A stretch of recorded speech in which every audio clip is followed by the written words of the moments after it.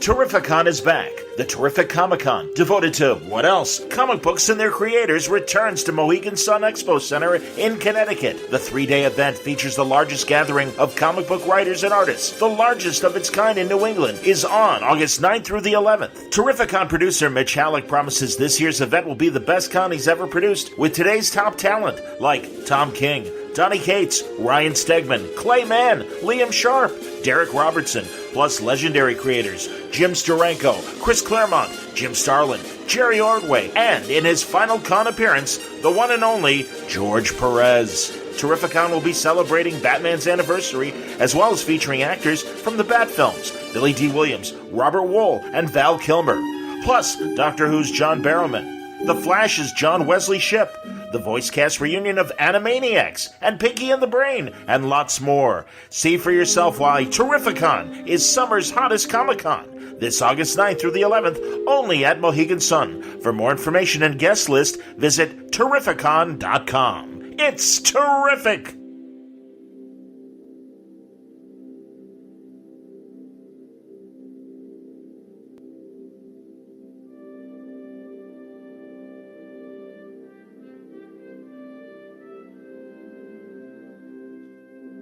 At the Knicks back in the day. Oh yeah, used to be a kid again. All right, let's get into it, boys, because it's almost 10 o'clock. Scoot in Franco time, and wait, real time, basically. Exactly. Real time. Real time. Or pretend. I am Harry Truman, actually. Okay, before we start, has everyone seen Avengers Yes. Endgame?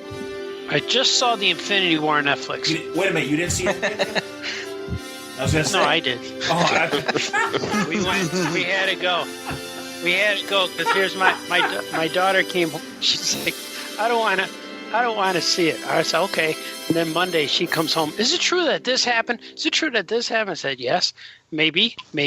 She goes, no, my friends are telling me this. Like, maybe. Why won't you tell me? I said, you didn't care yesterday. Good for you. You know, I wanted to go. And so I said, what if mommy wants to watch it? And he said, well, then we have to watch 21 movies. I said, really? You don't. You watch Infinity War and you watch this and you're pretty good. Now, you don't really need all that. Because honestly, my sister Penny, she asked me, and I said, I don't want to feel, because I do feel sometimes I'm like, we're just on different wavelengths as people. And I'm like, honestly, the only thing I'd say is there's going to be a lot of inside jokes that if you don't know the backstory, everyone around you is going to squeal with delight on a scene, and you're going to be like, okay, why is everyone all excited? All that happened was, and we'll get into spoilers in a second. This is your last warning. But it doesn't.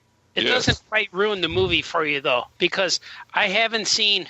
I know I'm going to get yelled at for this, but I haven't seen Black Panther. Yeah. Oh my God. That had no consequence on. I haven't seen Captain Marvel. And then neither did Captain Marvel. I haven't seen Captain Marvel. So I haven't seen Captain Marvel.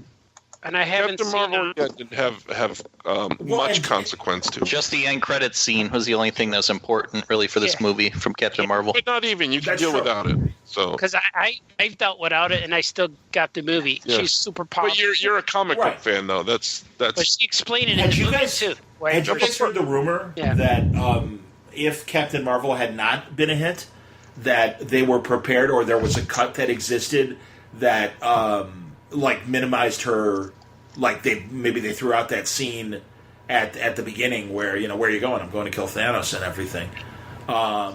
I don't know, but I had heard. Oh no, I didn't hear that. Well, I hadn't heard that at all. It's the same sense where they do the Star Trek Discovery truth and rumors, and they were very anti Captain Marvel, and in that sad, stupid way of whoa, they should really be talking about the real Captain Marvel, and it's like, okay, right.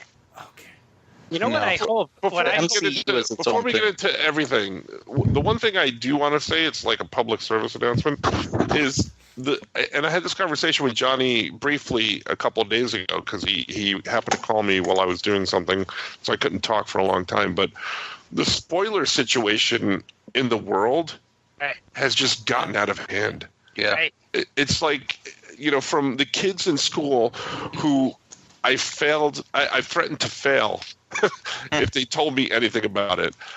I've not only threaten to fail them, but random kids that sat next to them as I well. will fail you. If you told me. That image class. I don't care. And you. But online is just it's so insane. Between Game of Thrones and Avengers and like every other post on Facebook or Twitter was about a spoiler or even little things and again right now is your last chance because I'm going to say something. If you haven't seen the movie, we're going to spoil things. But even someone putting up something like 3,000 up on their feed is like why would you do that? But it's not a spoiler really. You have to watch the movie to understand it. No man. But that's my point. You have to watch the movie to understand what that means. Even when somebody says there's going to be a moment that you cheer, I'm like, I don't want to know what that. I don't want to know. I know what they meant, but here's what I really think about now that Disney acquired Fox and X-Men and all these things. What I really hope for is this Captain Marvel character. I really hope that her purpose is to introduce Rogue to the Marvel universe. Oh, that'd be cool. And have that. That could happen. I could see that happening. Where in her movie, Rogue should be the villain, and then she could do that, take her powers. But at the same time, you could have Xavier looking for Rogue or evil mutants. That'd be a great way to tie in X-Men to it's coming. that. I mean, the crossover is coming. So right. Yeah. Can I ask you a question? Who hasn't seen Captain Marvel? I haven't, frankly. But it's okay. You can spoil it. I don't care. Yeah. Franco and I'm not going to spoil it. I just want to know. Art, did you see it? No, I got a handful. I haven't seen. I haven't seen that. I haven't seen Ant-Man and the Wasp. I'm not going to spoil anything about Captain Marvel. What did you think of her in the movie? I'm curious to know. Having not seen a solo movie. Having not seen the solo movie, what did you think about her portrayal as Captain Marvel? What did you think of her? Go ahead. No, I just felt that she was very abrupt and short and stale of a character. I wasn't in love with her. She was okay. Very, very, very, very stoic and no personality. Stoic, that's perfect. But she was like their Superman. She came in there and did her thing. But I only know about Captain Marvel the things that I've heard people say and the people who review the movie talk about the actress, the way she acts. They said everyone says that she doesn't have personality, and she did fine in the scene where right in the beginning when you see her, she was cool and Thor liked her. So I was on board with him when he goes, I like this one because she gave him a little bit of confident smile, but it wasn't a playful smile. It was just like, I'm tough, kind of. I've seen her in other movies. Like I saw her in Kong Skull Island, which I liked her in, and I liked the movie.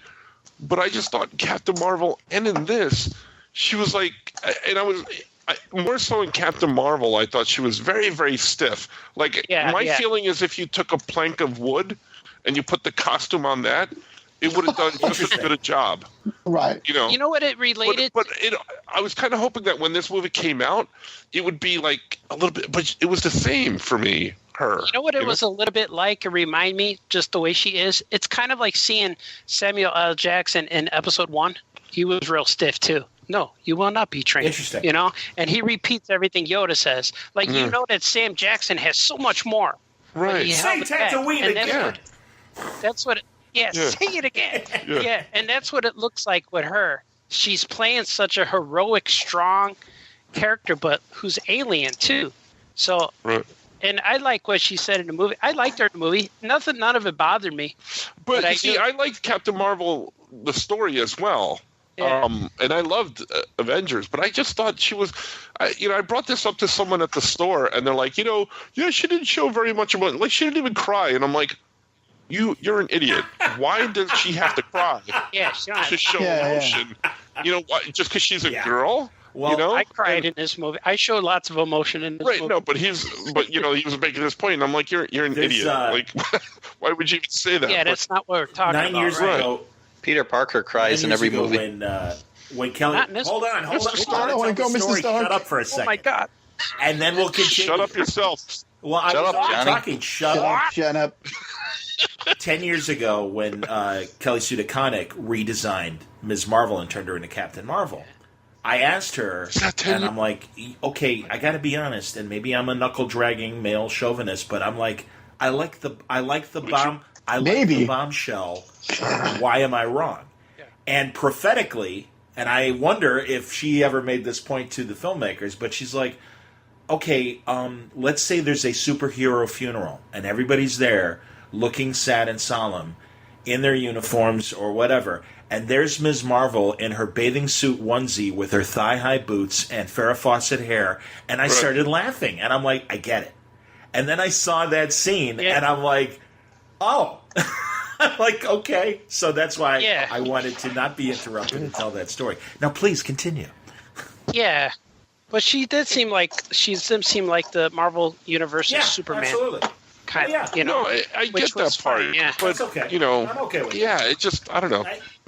And she's very regal and alien-like, and she made her point, like, that these guys are so small compared to everything else going on in the universe. So I was cool with that. Right. I was thinking that. Fine. I mean, again, without seeing I didn't have a problem with her at all. But again, like I heard these rumors, and I could see after watching Endgame saying, oh yeah, they could have taken that first scene out where you're going, I'm going to kill Thanos, and also even at the end when she shows up and blows the hell out of Thanos' ship and everything. Wow! Way to just give it all away, Johnny. That was a spoiler. Oh my god! Man, I got to build up. Well, no, we can start at the beginning if you want. We go chronologically or whatever we liked about it. First of all, let's rate the movie. I'd say 5 out of 5. I loved the movie. It was amazing. I'd say 3,000 out of 5. I loved it. I thought it was great. I'm gonna rate it like this. This movie. This movie. I saw the movie and I realized the moment it was over. Don't cry. I never have to see another superhero movie. I never have to read another comic book because nothing will be better than what I just saw. Your life is going to be boring. I could sell all my toys. I could do everything. I could do it. I'll take the Migos. Yeah, this movie made it worth collecting comics for 50 years. Yeah, it really does. And you're right. This is like since you're a little boy and you see a comic book at 7-Eleven with a jackal on it, and like, why does Green Goblin look weird? And you buy it anyway. This movie made buying that worth it. And now I know where it ends. It's kind of like when you read X-Men, you want to read it up until Dark Phoenix Saga, and you're good. You could stop, or you could read it till Magneto blows up, or Daredevil you could was read like that. Born Again. Yeah, you could just Daredevil, right? And it's not worth reading the next book to reopen. It's like, okay, White Sox won a World Series 2005.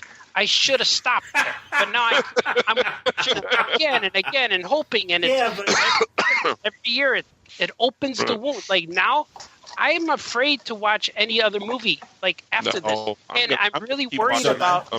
I'm gonna watch it, but I'm worried about Star Wars Episode 9 and 10, whatever they're calling it. Well, you should be worried about that because that movie, produced by Disney, also has to compete with what this Avenger movie did. Yeah, but this was a Marvel Studios film. They don't Yeah, it's different. They let Marvel be Marvel. But how do you can't compete with this? This movie's Hey, there's still ton of stop remodeling your house, whoever that is.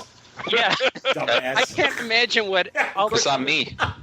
I can't imagine what all the other movie and superhero publishers are looking at this. They went to this movie and says, "Oh, damn, why did we even bother trying?" And that's what this movie said. In comparison, that Revenge of the Jedi, and I liked it when I saw it, but even as I was watching Revenge of the Jedi, I'm ignoring you. You mean Return of the Jedi? I just knew there was something like the Ewoks. What the hell? It didn't look as sharp from a filmmaking standpoint. There were a lot of scenes where you're just like, is this a TV movie? What the hell's going on? This is a bad angle. All that stuff. And you did, really, Endgame, you didn't feel that way. They were able to do it in 11 years and 22 movies. And they made 22 movies absolutely make sense. And, of course, the tired phrase, they stuck the landing. They did. Yeah, I could do this all day. So one thing that really impressed me in it, and it happened today, actually, I was in class, And my buddy Vinny came from the other classroom because he had to ask me a question. And he was in my class, and I was just listening. My class was working on a project, and you overhear things. And I heard one kid in the corner talk about when they went to Comic-Con, and they had a picture with the Superman statue. And on the other side of the room was a couple of kids talking about Avengers Endgame. And I said to myself, Do you hear that those conversations going on? And he goes, yeah. I said, when I was their age in high school, I would have gotten beaten up for having that conversation. Yeah. And right now, all of these kids are talking about Avengers or this or that or the other thing.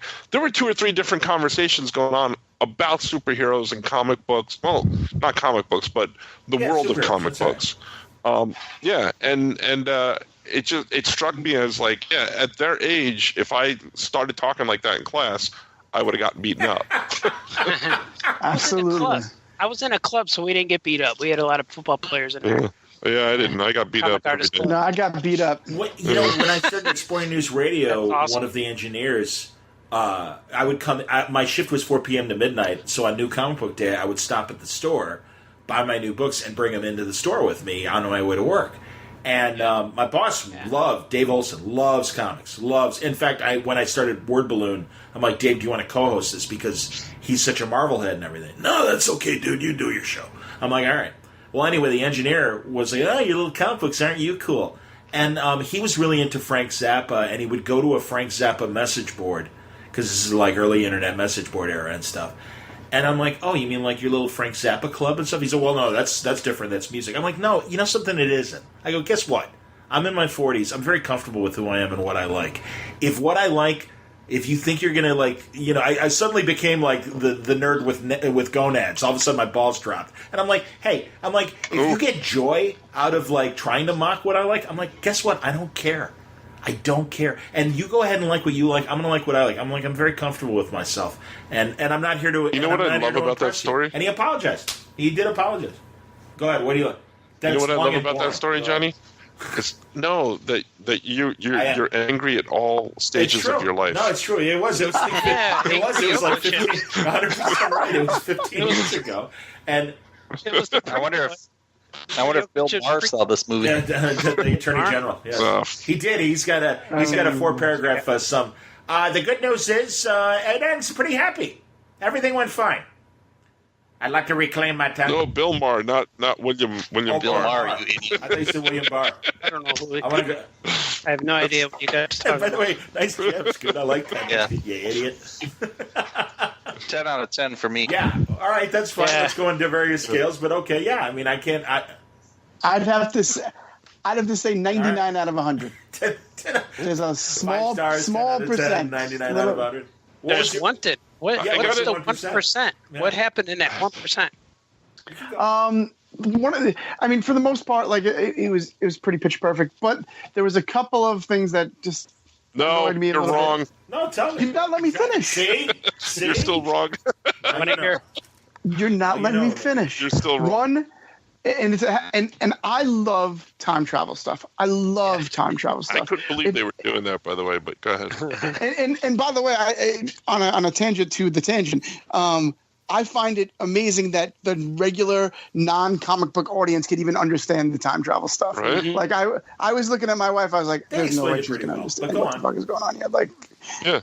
No, that's part of my. That's part of my Get to it. my 1%. 1% is the time travel stuff. Is that first of all they bashed all these classic time travel stuff. Like, no, that's not the way. Back to the Future, time cop. That's not the way all the time travel really works. And then they didn't follow their own newly created time travel rules because rules were meant to be broken. They created these time travel rules, right? That are different from any other movie. Right. We're gonna beat you over the head with the fact that our time travel is different than Back to the Future and all the rest. And then they really didn't stick to that. So how did they not stick to it? That explanation. How they didn't stick to it. Well, perfect example is Captain America is one example, and Thanos getting the 2014 Thanos getting killed in 2019. That throws it all off. But he time jumped. Yeah. I loved it. I love that they went all the other movies. Yeah. But it doesn't follow their own time travel rules that they set early in the movie. Again, I've heard explanations regarding all the vials of the Pym particles and how Cap could do it. Frankly, I see that as an untold Captain America story of, yes, we know the happy ending, and it's great that he's with Peggy, and it was very, very emotionally satisfying, and I loved all of it. So those things didn't bother me. But what it did was open a door for me to say, what was he doing during those decades, and wouldn't it be great if Chris Evans or even another actor wanted to be Captain America, and we get a great 1950s Captain America story, or 60s, or 70s. Also, Cap at the end was like 150 years old, wasn't he? But again, he was. He was like Joe Louis fighting Muhammad Ali. Super soldier serum. I was okay with that. I that was really was like 100. But also, hold on, like he was 70. So. And also more time travel stuff. I felt that the individual time travel caper stuff was 10% too long. It was just a little bit too long. No, you're wrong. I don't think I'm wrong. Yeah, It was just I loved it. I loved it, especially as a comic book fan. It was definitely super fan service. But at a certain point, I was like, all right, let's get on with this. Let's get on with the movie. I get what you're trying to do here, but you've done it enough. Let's have the movie now. Kevin Smith, it was like watching a good annual, like a good Marvel annual, where you cut away to like a great Avengers annual, where you do. It's like, okay, these three heroes are doing this. What this one hero is doing X, yes, and no, there weren't enough. I mean, again, it didn't feel like 3 hours to me. It breezed by. The one complaint I keep hearing very quickly, which I'm like, I shrug and go whatever, is when Hawkeye, when he gets the call from his wife after the widow dies. It was a great moment, but a bunch of nitpickers are like, okay, so basically he's kept his wife's phone service active for 5 years and has been paying the bill. And my buddy Rob Burnett, I'm watching his YouTube show, and he even goes, well, yeah, maybe he's so grief stricken that he didn't know what he was doing, and maybe he didn't just robotically continue to pay the bill and not really think about it. Or maybe half the population that got wiped out mostly worked for AT&T, and they don't know how to shut off the. But that was such brilliant writing to tell us that it worked, that the experiment worked, because instead of showing anything, that's all we needed is that phone ring. And I thought, and Falco showed up next, but that right there is like, man, that was brilliant. I wish when brilliant moments happen like that, I'm thinking as a writer, like, damn it, I wish I came up with something like that. Yeah. That was such a beautiful before we get moment. too far away from what we were talking about before with Cap and everything, so is that ending with Captain America, did he go back and live his life? Just the way. Or he lived his life. Or are we in a separate timeline or something else? He returned all the stones and didn't come back. He just said, I think he lived undercover with Peggy, and it's interesting because then if you watched Agent Carter, you almost assumed when we see Peggy in Winter Soldier, that old film of her, and she talks about her husband and everything, you wonder if that disabled guy from Agent Carter is her husband, because they kind of were putting them together. But I kind of like the idea that, no, her husband was Steve, and Steve just very quietly and without, it's like, go ahead, Peggy, do your thing. And, and even had a conversation with her saying, I can't tell you why X, Y, and Z. But then again, time travel nitpickers will point to her death scene in Winter Soldier. And it's like, well, then that conversation doesn't make sense. And maybe Franco's theory is right, that it is a different alternate universe, a new timeline. I don't know. I honestly don't know. Because if you look it up, I think there's an interview with the directors about what it is. And I think it's not what we think, but I like to think he lived out his life and stayed there. Yeah, he stayed. But you know what? All right, I'm gonna mess it all up right now. Supported this argument. Okay, now he went back in time to return all the stones to where they rightfully placed. Now, when he went back, just like Marty McFly, now there are 3 Captain Americas in the time loop. because so if he lived through the life, that means he would have saw himself fighting. What the hell is that? Stop it. That's not funny anymore. Stop Darth doing Vader. that. Like, we're talking about. It's not me. Whoever's doing I was on mute. Stop doing it. Doing what? I don't even hear anything. Because you're probably heavy So breathing. that means heavy Steve breathing. Rogers. Steve Rogers, the married Steve Rogers, who fell in love with Peggy and got to spend his life with her, could have seen himself from the future, himself from the present, fighting himself. So at one point in the time stream, there were 3 Captain Americas. What's the problem? You know what bothers me about that idea, though, is knowing the character of Captain America, of Steve Rogers. Yeah. Do you really think he would have been able to hold back from ever intervening in any situation? I don't think so. I don't think so. I don't think he has it in him. Because there was another, if not 2 other Caps there at the time taking care of everything. Plus, he was still Captain America until he gave Falcon his shield. Right, until that moment, and now Falcon is Captain America. Who's to say he wasn't having covert adventures? Again, that's my point. But also, I can also see him saying, you know something, he was dressed as I didn't Nomad. ask for this life. I didn't ask for being frozen in 70 years. I did my part when I was asked. In the, everything leading up to him putting back the stones, and it's like, no, I don't have anything else to give. And also, I know the rules. Don't fuck with the timeline, so I'm not going to. No, that's not Steve. That's not Steve Rogers. Because he did know. Well, like I said, that's my first theory of he had a bunch of secret adventures, covert adventures and stuff that nobody else knew about. And that, or maybe what I thought was going to. I don't know. He was the crazy 50s Cap. Well, that's what I'm saying. Wouldn't it be great to see the one with the motorcycle helmet? He was the 70s Cap. Actually, you guys know who he is.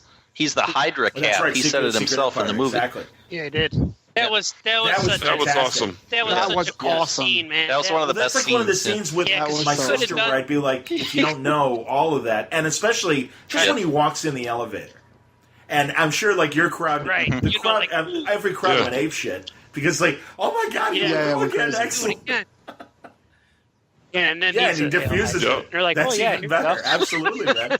That was so good. That's another writing tactic. Yeah, absolutely. And they just said, they're Hydra guys, but they used to, just before we knew they were Hydra, It was just all well set up. But that's fan service, though, because the average person doesn't know that, doesn't understand what that means. But that's okay. It does. Not everybody. You don't have to understand everything.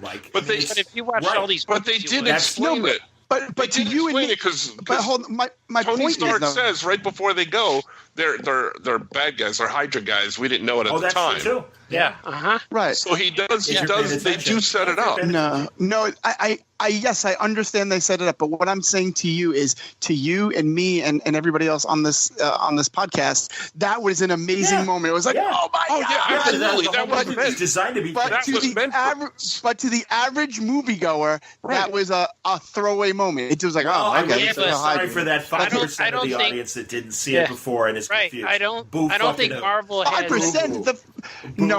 You can't say that 5% of the audience is not comic book people. No, that's not what I said. No, how many people collect comic books today? What I said is like 5% of people like my sister who this is their only Marvel movie and are walking in. I think there are non-comic book people that saw all 21 of the other movies as well, Mike. So no, I don't think it's bad. I think it's the last chapter of a 22-chapter story. But they still wouldn't be amazed by that Hail Hydra moment. Boo-hoo again, unless they saw the other movie. Sorry, I don't care. I don't. Unless they saw the other movie, if they go back now and they watch. Wow, you are on a tear today, Johnny. I want us to have disagreements because obviously I knew we all loved the movie. I'm glad there were wrinkles of the movie that we are discussing, and I'm sure people listening have friends that feel the same way that you do, Mike. It's okay. I'm just saying. I'm going to be Avengers Endgame, a wrinkle in time. But that also goes back to someone else watching Captain America and then hearing that line and they're like, "Oh, that's my boys love the movie." And I didn't have to explain one thing. How many of the other Marvel movies have your boys seen? Have they at least seen pretty much all the ones I saw? They missed all the ones I missed. Okay. So we always see them together. We see Marvel and Star Wars. Did they see all the Iron Man movies or the Captain America movies? we saw the first two Iron Men together, and they never saw Iron Man 3. We saw all the Caps, and they liked them all. They loved the Civil War. We liked them all. But one moment, I want to get back to Captain America time traveler. When he went on the time travel pad and got his suit on and picked up the hammer and the stones that went to return them, and then he disappeared. Yeah, he had the hammer. He had the hammer. When Thor said, "Here, you have the little one." That was so cool. That was awesome. And so when he went back in time, and he didn't come back, they counted down to 5 and he didn't return. I thought for a moment, oh my God, what if the Red Skull comes back with that cloudy black cloak? I thought that was going to happen. It was going to lead off to the sequel. That's what I was expecting. Cap probably beat his brains in with that hammer when he saw him. Now, come on. When that hammer wound up in Cap's hands during the fight, tell me you didn't scream. I screamed, I clapped. I will definitively say that was the best moment of the movie. That's the best moment of the last 25 years in our lives. I didn't see that happening. I didn't call that. Artie thinks it's better than the birth of his children. Thing, Mike, if you only saw Endgame, you missed that's a fan service moment of Cap being able to wield the hammer. Absolutely. But I don't think that's a bad thing. I don't think that's a bad thing. And that was a callback to the movie that showed it 4 years ago or whatever when he... But Age of Ultron, yes. The thing also about Cap is all these movies, well, the Russos have been on board with Cap for most of them, and I think the writers of this movie have written all the Captain America movies. As a series, his movies are some of the best because he's just, you're rooting for him so hard, and he's lost so much throughout his life. And then when he finally grabs that hammer, it's like, yes, of course, he's worthy. Yeah. He's always been worthy. He's always been worthy. And so Thor's reaction to, like, you watch that moment in Ultron where you're like, oh shit, he's scared that Cap can actually pick that up, or you're wondering what he's thinking. And then to this movie where he's like, I knew it. I knew he was worthy. Yeah. That was was just amazing. Go ahead. And I love that this is my favorite rendition of Thor through all these movies. I think Thor had the biggest character. I agree. Like, I love the way he was. He was with the long beard and the hair. Well, you're not in the direction I was going because you're not the dude Thor. Yeah, let's talk about thick Thor, if you will. You're not into the fat shaming theories that are out there. I love them so much. For once, I can say with all accuracy that Thor's body is based on me. Yeah, no kidding. Exactly. Well, and also, I'm sorry, everyone who feels that way, that it's fat shaming, and again, we can all say this as part of the Porkins, Red Squad group, the extra X's, with the exception, of course, of diminutive Scoot. It's like, look. That is important. That is important to where Thor's characters go. Wait! Did you just call me fat? What the hell? He called us all fat except for Scoot. He just caught up. It's basically what he did. He used these big words, but I'm thinking, wait a minute. I think he just called me fat. Exactly. It was actually brilliant. At the same time, he called us all fat and Scoot short. That's all it. Crack the code, everybody. Bravo. They use the pin particles to travel through time and catch up with me. Anyway. No, really when you're reaching for fat shaming, shame on you, because I sympathize, because I have heard a couple plus size people say that they felt a little uncomfortable, but it's like, look, man, this is about Thor. It's not about you. It's about a guy that failed in his own mind and let himself go and doubts himself. Right. And that beautiful moment with Rene Russo explained it all. And that's why I got even angrier when people were fat shaming and saying that it's fat shaming. It's like, no, man, this guy doesn't believe in himself anymore. And he needed his mother to say, relax. Right. We all feel that way. Don't worry about it. And it's like, wow. My son calls him Thor. My son said, Daddy, Thor turned into a dude, bro. He's the dude. He told me it's Lebowski. Absolutely. He was hanging out with his boys playing video games. That part was hilarious. I love when Stark calls him Lebowski. I love that. So good. Awesome. Every moment of this movie was fantastic. What about Smart Hulk? I love Smart Hulk. Was awesome. Love Smart Hulk. That dynasty. He did the dab to sign an autograph for the kids. Yeah. Oh my God, that man! Sure you do. Sure you do. Oh yeah, all right. Yeah, sure you do. He said, "No, take the phone." Take the damn phone. when he's in New York, New York and he's trying to be Hulk again, he's like and he's just kind of like sloughing off the caps, like I don't know what to do. Yeah, he saw himself, the angry Hulk. Oh, it's so good, man! Like the whole back. What's so good about it is they gave so many. They had so many character moments, like that first 2 hours, and I loved every minute of it. Like I didn't need all this action because you got it at the end. But like you got Nebula, you got to like her more. Ant-Man a lot more. Yes. Everyone. Hawkeye, especially. Finally, you got to see as Ronan. Hawkeye more. Blew my mind. As Ronan, fantastic. I was thinking of Brian. That was because Bendis had that in his Avengers run. Oh. Yeah, and you felt the emotion, the opening scene when he loses his family. I was like, damn, they got me. Like I want to right away, and Morgan Stark and all the little kid scenes. Yeah. Again, great writing because those could have been schmaltzy as crap. Right. And instead they were nice.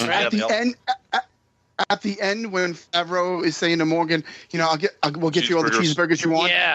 I was like, I'm sitting in my seat like, oh yeah. That's a reference. I practically bit through my lip to try and not cry. Right, and a reference to the very first Marvel movie reference. That was it. All these people that saw pre-screenings before Thursday, like, oh man, I cried at this point. I'm like, I'm not going to cry at this movie. Are you kidding me? But man, but again, why are they three saying different times? I understand, but you know something, man. Unfortunately, we all suspected that either Tony or Cap was going to die, and everyone really thought that Cap was going to die. I had no clue. Well, and good for you, Artie. I'm glad you were able to stay underground and not see it. But I mean, all the signs were kind of pointing. Well, and also Chris Evans being so vocal about how he wanted out. And you just couldn't help it. If you went to any nerd sites, you'd see, headlines. Chris Evans films his last scene in Endgame or whatever, and it's like, But that said, you're right. I mean, no, like I said, I started crying with Thor and his mother, and it's like, oh my god, and Howard and Tony and Howard Stark. Oh my god. Yeah, one of the biggest moments of the movie, and I went in this with no spoilers. I stayed offline for a week, and the moment where all the portals open up, the big giant fight scene, and Cap's Avengers Assemble. Oh, yeah. That Cap looked like he was going to cry. A Falcon Avengers on your left. Assemble. And it's like, on your left. Yeah, And that fight scene, man, and we thought, up until this moment, we thought Lord of the Rings and Game of Thrones did it. But this movie, man, those guys got to punch up their game now. Luckily that the Game of Thrones came on. I watched that last fight. We came home from it, and then we watched that, and I'm like, okay, they're competing, But that last Game of Thrones fight was as good as Avengers, but I still think Avengers outdid any movie scene. Up until this moment, Lord of the Rings was the big fight scene. And you can't compete now, man. Those portals open up, though, and that was it. And we had people in the theater shouted "Wakanda forever" when we watched it. It was so cool. It's just like one of those experiences, like sitting there in the theater. You could feel it, and you're like, it's going to be a long time before you feel something like this again. It's going to take a lot of setup to get to that point. But I think we will. I have faith in them, man. I really do. I think especially once the Avengers X-Men stuff really gets cooking, we'll have a giant moment like that. I don't know. How do you not know? I think that we'll have another big moment like that again, but it won't feel the same because now you're expecting it. Meaning like you're expecting them to build this again, right? You're hoping that they build this again, however many movies it takes to get to that crescendo moment once again. But there's only one first time. I don't think you'll ever live that moment again. Immediately when it's a different villain and different heroes, it's going to be it's because again, you go back to the Ewoks and Jedi and everybody and that last Rebel fight. You do Lord of the Rings. You do Game of Thrones. That was the biggest thing. Right. Exactly. It keeps getting better. And then you get to Avatar. the Matrix. It went Return of Jedi was the best. Did you just say Avatar? And then Avatar. But I'm saying no. Avatar sucks. Yeah, say what you real bad. Just watch Dances with Wolves or watch that Shogun movie with Tom Cruise. You're better off. But Fern Gully. Condor Man. It's true. That part sucked. Tangent real quick again. It is one of my greatest hopes right now. One of my greatest hopes that Endgame topples Avatar. I do too, man. Biggest movie of all time worldwide. You know how good the Endgame is? They killed Thanos twice.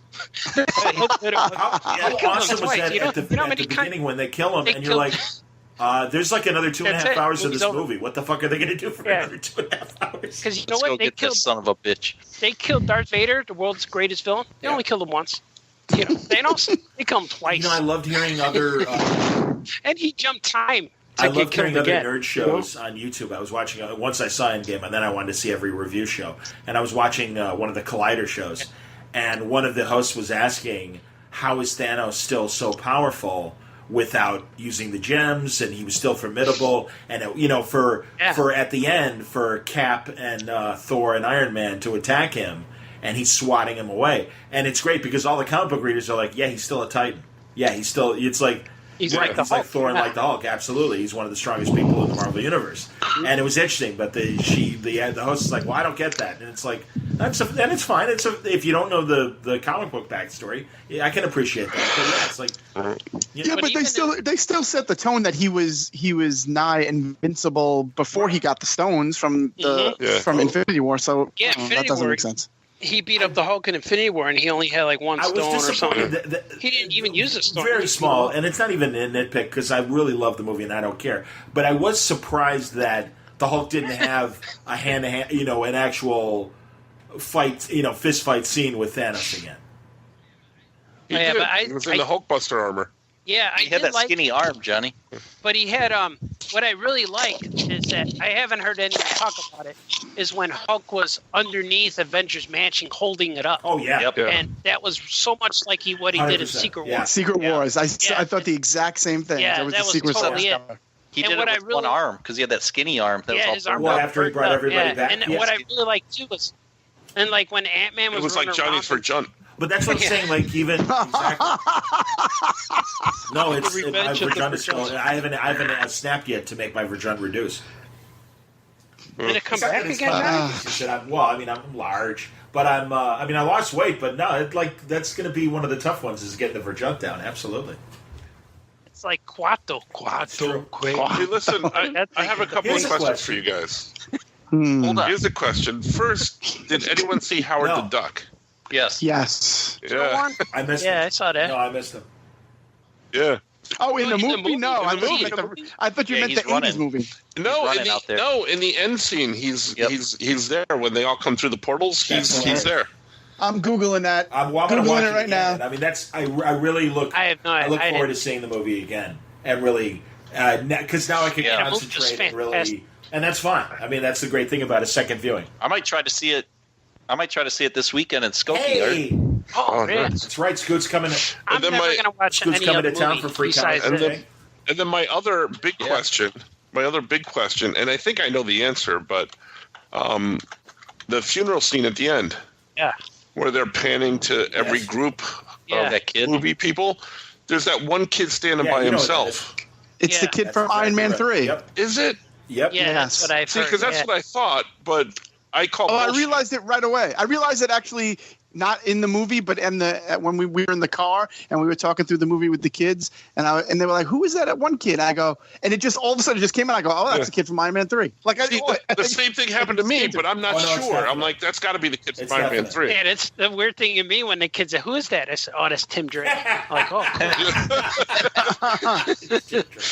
You know what? We didn't really talk about because we talked so much about Cap because I don't know. For me, Cap's kind of like my favorite guy in all these Marvel movies. But in this movie, I felt like this was Robert Downey's best performance as Iron Man. Oh my god! He had so many different versions of Iron Man. He had the skinny, angry Iron Man at the beginning, and then he had the family Iron Man. Then he had like the traditional Iron Man, and then at the end, he was kind of like the hero, selfless Iron Man. Also, he's bigger hero than everybody else in that movie because he made more money than everyone else in that movie. That's one true. of the most The original deal that he signed, he made millions off this movie. Yes. And one of the best moments in the movie, but most subtle, was just Doctor Strange's little pinky standing up. Scenario, yeah. And I love that scene before because he said, how's it end? He said, if I tell you, it won't happen. And I'm like, oh, what's going to happen? And then that little pinky is like, this is it. It wasn't his pinky, it was his forefinger. But I understand. He was holding it. Yeah. Was it his forefinger? Yeah. I thought it was his pinky. See, all along, I thought he wanted to. He's saying this is the one. Yeah, this is it. Otherwise, he'd be like a it. mafioso showing off his pinky ring. And it's like, hey, you like this? I got this injection. It's very nice. Hey, nice. Oh, see, I thought that they were. We got to go whack Thanos. I thought it was like, we're all going to die. Can I shove this finger up your ass before we go? His pinky was up his ice hole. Well, exactly. I didn't realize it wasn't his pinky because I was watching the movie through tears. I was still crying. Cat caught that hammer. I'm still in tears. Like, oh my god. Also, another teary-eyed scene and another one of those moments like the hammer when Tony Stark says, "I am Iron Man." I am inevitable. I am Iron Man. Yeah. I was like, yes, you are. Oh yes, man, I love that. You heard me like this, like, oh my god. Oh. I heard that a lot. You okay, Daddy? Yeah. Feelings. It's like when I look at my kids, I say, stuck in my throat. when I look at my kids, I go, I love you. That's how it was. Oh my god, Captain. By the way, Google they first confirms come how back the duck was in that scene. Why would I lie to you? Google confirms. Ask Johnny. Exactly. Why would I lie? I've learned my lesson. Exactly. At least for this week. Yeah.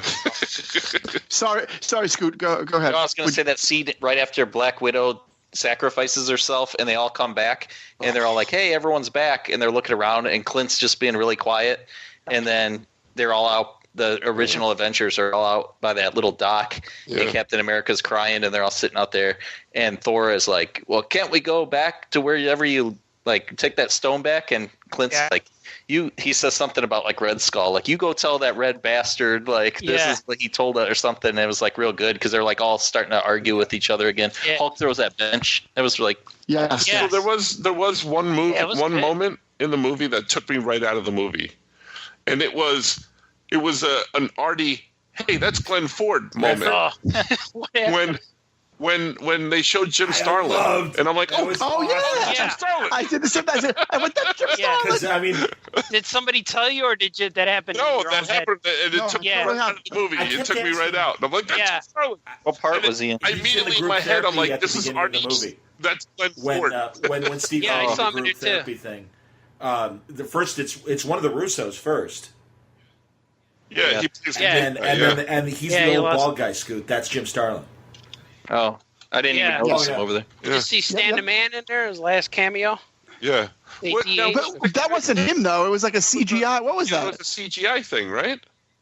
Yeah, I don't know. Or was somebody who looked like Stan or something like that? I think his last cameo was Captain Marvel. Yeah, I think it was Stan, but they de-aged him. Yeah, that's what I thought too. I think because I was wondering. I don't know if that's Stan. And people were telling me, "Oh, when you see Stan Lee, you're going to cry," and I'm like. And I guess that was Stan. Now I know what you're talking about because I wasn't sure if I. The Stan cameo that made me, not war. Yeah, the Stan cameo that made me cry was in Spider-Verse. Wasn't Make Love Not War? Wasn't that Ego driving by? No, that was Stan. No, that was Stan Lee. That was Stan Lee. The bumper sticker said enough. Said enough said. Wow. Said enough said. Yeah. I thought that was Kurt Russell as '70s Ego. No. Would have been cool to have. I don't understand what I don't know for sure is if that was really Stan or if that was like an homage to him. I'm looking at a picture online, and it unfortunately won't say if it is or not, but I keep trying to click on it. It says content unavailable, but the picture that it shows, it doesn't look like Stan. Like it looks like it looks like a version of Stan, like someone right. But it doesn't look like. Because I'm almost positive his last cameo was in Captain Marvel, which is why when you watch the movie at the beginning, the Marvel banner comes up. It's all Stan Lee. Yeah, because it was an homage. And it also says for Stan, doesn't it? I think, I know his name's at the end, Stan and Kirby. No, not in Endgame. In Captain Marvel, I've heard that it says for Stan. Yeah. Oh, cool. But you know what? One of the most impressive things in the whole movie was reading the actors' names in the end credits. Who they had. Oh my gosh! Yeah. Actor in Hollywood was in this movie, and you know where that's stolen from, right, Art? Do you know where it's stolen from? No. Star Trek VI, Undiscovered Country. Oh, the signatures, yeah. The signatures. That's where that was stolen from. Oh, I didn't know that. I was looking at the credits like Michael Douglas was in there, Rene Russo, all of these people. Well, yeah, no, they all came back. The core cast, they showed pictures of them, and they had their signature show up on the I see. Yeah. Oh, I never seen Star Trek. Oh, hey. Oh, yeah, it's stolen from Star Trek VI. They were like Shatner and Nimoy. That was a way of telling everyone. Yeah, that was the way of telling everyone that's last. I've got the article that explains Stan's cameo. Yeah. So he shot several cameos before his death in '95 last November that would keep the comic book titan alive in our minds long after he passed, but only Avengers would keep him young forever. Lee appears during the sequence in the '70s S.H.I.E.L.D. headquarters where Tony and Steve have arrived in the midst of their time heist to get one more Tesseract. While they are scrambling not to get caught, Lee zooms in a white muscle car with a beautiful lady by his side and a groovy bumper sticker on the back saying "Enough said." It was one of Lee's catchphrases. It's hilarious and lighthearted cameo that comes complete with Steppenwolf's "Hey Lottie Mama" blaring and a de-aging effect that takes Lee back to his 70s appearance. It seemed like fun when we originally had the idea before Stan passed, Joe Russo told Entertainment Weekly. Oh, what did Stan look like in the 70s? Luckily, with Lee's gorgeous mustache and flowing hair, it wasn't too difficult for the Russo brothers to cast him as a free-loving hippie. Russo added, "It's sort of the hippie era, and Stan's cameoing as a hippie, and it's the free love era. He's saying make love, not war." Though most fans know Lee now as an aging, amiable, white-haired man, it takes no time at all to recognize Lee beneath the shiny de-aging effects, which have improved tremendously since Marvel first began testing him out in Ant-Man. Lee looks inarguably like himself, and having a blast with it, it gives a sweet finality to the cameo, which Joe and Anthony are still shocked they got to do to feature in the new film. It's the last Stan Lee cameo that made it to film, Joe said to Entertainment Weekly. Oh, so it is Stan. Okay. Yeah. So that's cool, because, honestly, that's very funny. God, I'm dense. I really thought it was Kurt Russell as Ego. And I'm like, God, even they got Kurt Russell to come back. That's awesome. Because Natalie Portman, she kind of left on bad terms, and that's why she's not in Dark World. Yeah, the second Thor movie. And yeah, they said that was an extra scene. That makes sense. That makes sense. Wait a second. She didn't come back for that movie? She didn't come back for Endgame? There were leftover scenes from Thor Dark World. That scene where she's telling everybody, "I have everything I need, thank you," or whatever she says at the beginning. If you look, that's not her. Her face is hidden, so you can't see that it's her. You can only see her in the room with Rocket. So that was a different actress that played that one. But they showed her get out of bed, which was a clipped-in scene. And she was on the red carpet for Endgame, so she was happy. She was happy to show up for the paparazzi. For the paycheck. She got paid some, I'm sure. Well, no, I was reading something that explained that, and she goes, "Yeah, I'm open to maybe coming back if they ever do an Avengers 7 and want me back. I may come back." Well, or God, let her be in Guardians 3. I really hope Hemsworth is. I mean, they could obviously do a Guardians 3 without. Definitely. They can't tease you like that and not have him in it. No, he's so good. There's no doubt. As Guardians of the Galaxy. As Guardians, exactly. Yeah, that's right. As Guardians of the Galaxy. Have you read that I hope he's still this version of Thor too. I don't want to see Rip Thor. I saw it. I know Angela's been writing it, and I do. Angela is in there too. Right. She is. That's right. Neil Gaiman's Angela. I'm still mad at him. Don't break it up. Which, Cullen or Angela or Neil Gaiman? Tony Danza. I understand. From earlier conversation, that's true. Angela. Mona. I gotta say, I mean, and this is back to the comic book of As Guardians of the Galaxy. I really don't. I really don't understand, other than the fact it was to satisfy Neil Gaiman, but to take Angela from Spawn and put her in the Marvel Galaxy, Marvel Universe, and like, oh wow, Angela's part of the Marvel Universe. So I'm like, yeah, so it's like, I didn't like her. When it's almost like you were playing with your amigos, and all of a sudden you dropped He-Man in the middle of a fist fight with like all the Justice League or whatever, and it's like, yeah, all right, that's fine in the sandbox, but it's like, I don't really. Well, technically, she connects Image Comics to Marvel. Right. Then, well, like I said, no, it's Neil created her for Spawn, and I think Todd was like wanted to make amends with Neil. So I think McFarlane's like, oh yeah, take Spawn back. That's okay, buddy. And I love when Liefeld imitates Todd, because buddy, don't worry about it, buddy. He calls everybody buddy, and I like Todd. Todd was incredibly nice to me the one time I met him. He's a very sweet guy, and I don't mean any disrespect to him, but he does have that little speech impediment. That's all right. He'd probably make a good Ghost Rider. One of the other burning questions I have about the movie is if Tony Danza were in the movie, what Tony named character would he be in the Marvel movie? What could he be? Tony Banner. Tony Banner. Stark. Tony Banner. Come on, Tony Banner. Hey, yo. Hey, the time machine. Tony Stank. Natasha. Exactly. He'd be Hawkeye. Natasha. Natasha. Captain America. Iron Man. I know I'm supposed to be. I'm trying to think of who he could be. I know it's supposed to be. Scott Summers, but can you call me Tony? I respond better when my character's named Tony. Wolverine. Logan. That's awesome. Xavier. Black Panther. Were any of you hoping that they were going to bring in that one last fight scene, the big battle scene, that just as throwaways they were going to have some other characters like just running across the field? I was kind of hoping for some Netflix characters, or maybe that'd be cool. Or maybe even just Hugh Jackman. Just something, right? Like I wanted something. I wanted the Nova Corps to show up. John C. Reilly. Oh yeah. Yeah, it's true. John C. Reilly. Yeah, I don't know. I don't know why it popped into my head, but like when the Thanos' ships, the guns turn up to the sky and they're shooting something in the sky. Yeah. For some reason, I wasn't even thinking Captain Marvel, and I said to myself, "Is Silver Surfer about to show up?" Right. I was thinking Starjammers. But I thought Starjammers. It would have been cool if they had Glenn Close and John C. Reilly with Nova Corps, and be like, "Now's our moment. Deploy all troops." And and Roger, and then all of a sudden you got like John C. Reilly in that cack pit, if you will. You should have brought in Nova. Glenn Close with the rabbit. Carol Danvers. Yeah, I was thinking Starjammers all the way. I wanted to see Chad.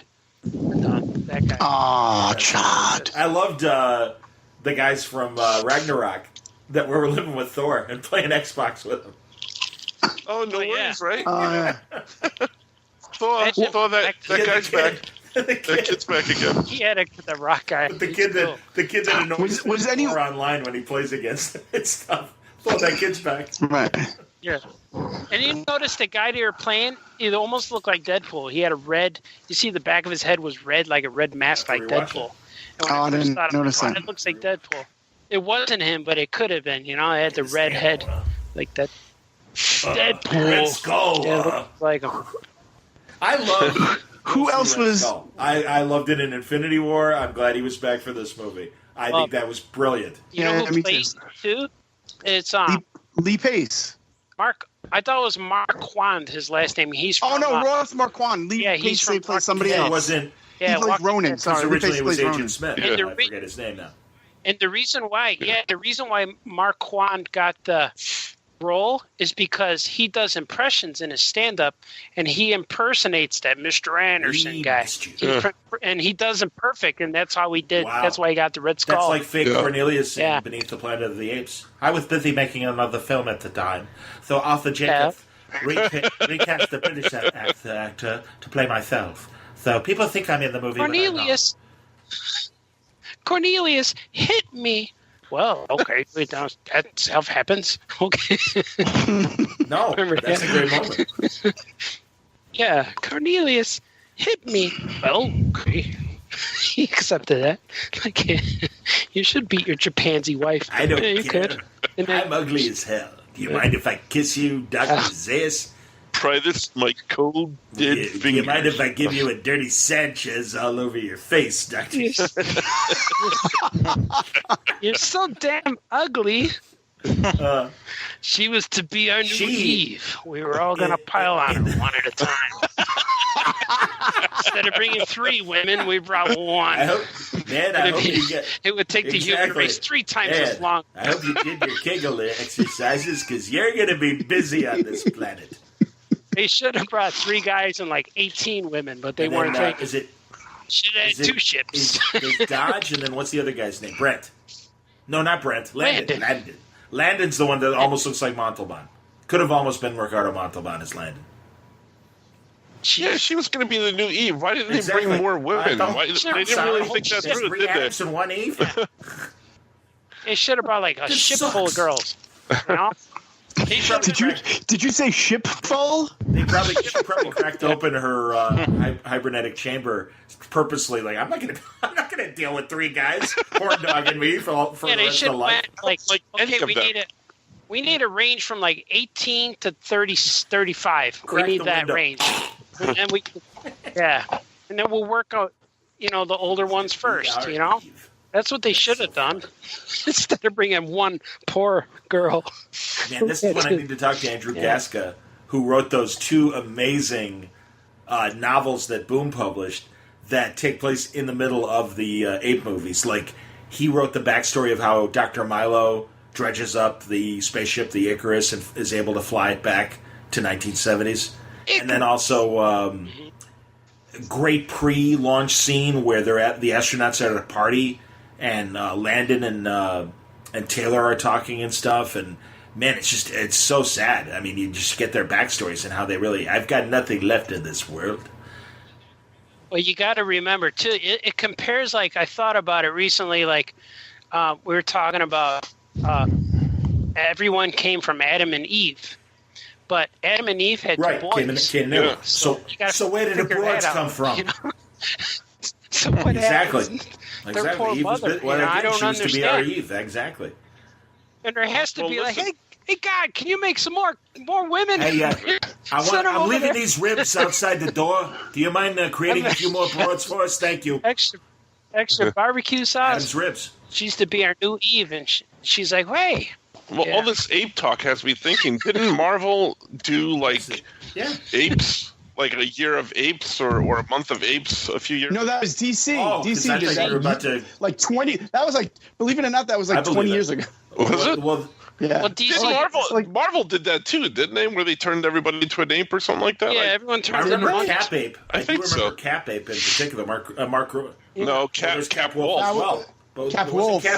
But Marvel or DC crossed Green Lanterns with the Planet of the Apes. Oh yeah. And Cornelius was a Green Lantern, and Zaius was orange.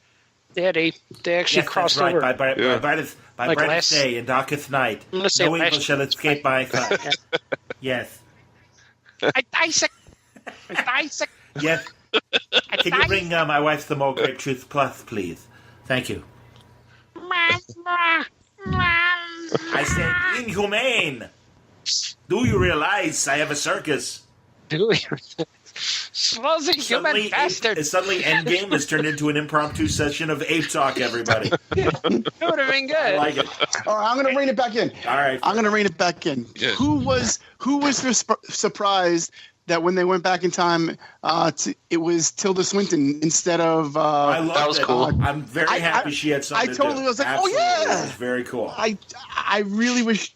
Instead of who? Doctor Strange. Instead of Doctor Strange. Because he wasn't Doctor Strange yet. Because he wasn't Doctor Strange yet. Yeah, that was cool. But when they said they were going to go back, I was like, oh, all right, they're going back to see Doctor Strange. No, they weren't. Like, I didn't catch that until it happened. I was like, oh, that's who I was surprised to see was Robert Redford. Me too. When he showed up, I was like, whoa, they brought Robert Redford back from he retired. Really cool, yes. All of them. What I really liked about those scenes was especially the New York one inside Stark Tower is you're seeing like what they're doing and saying immediately after they caught Loki, and I thought that was kind of cool to see. Yeah. I loved the fact that they went back and visited these different movies throughout the Marvel Universe time. Yeah, that was really cool. Guardians of the Galaxy when he's on that planet and singing like.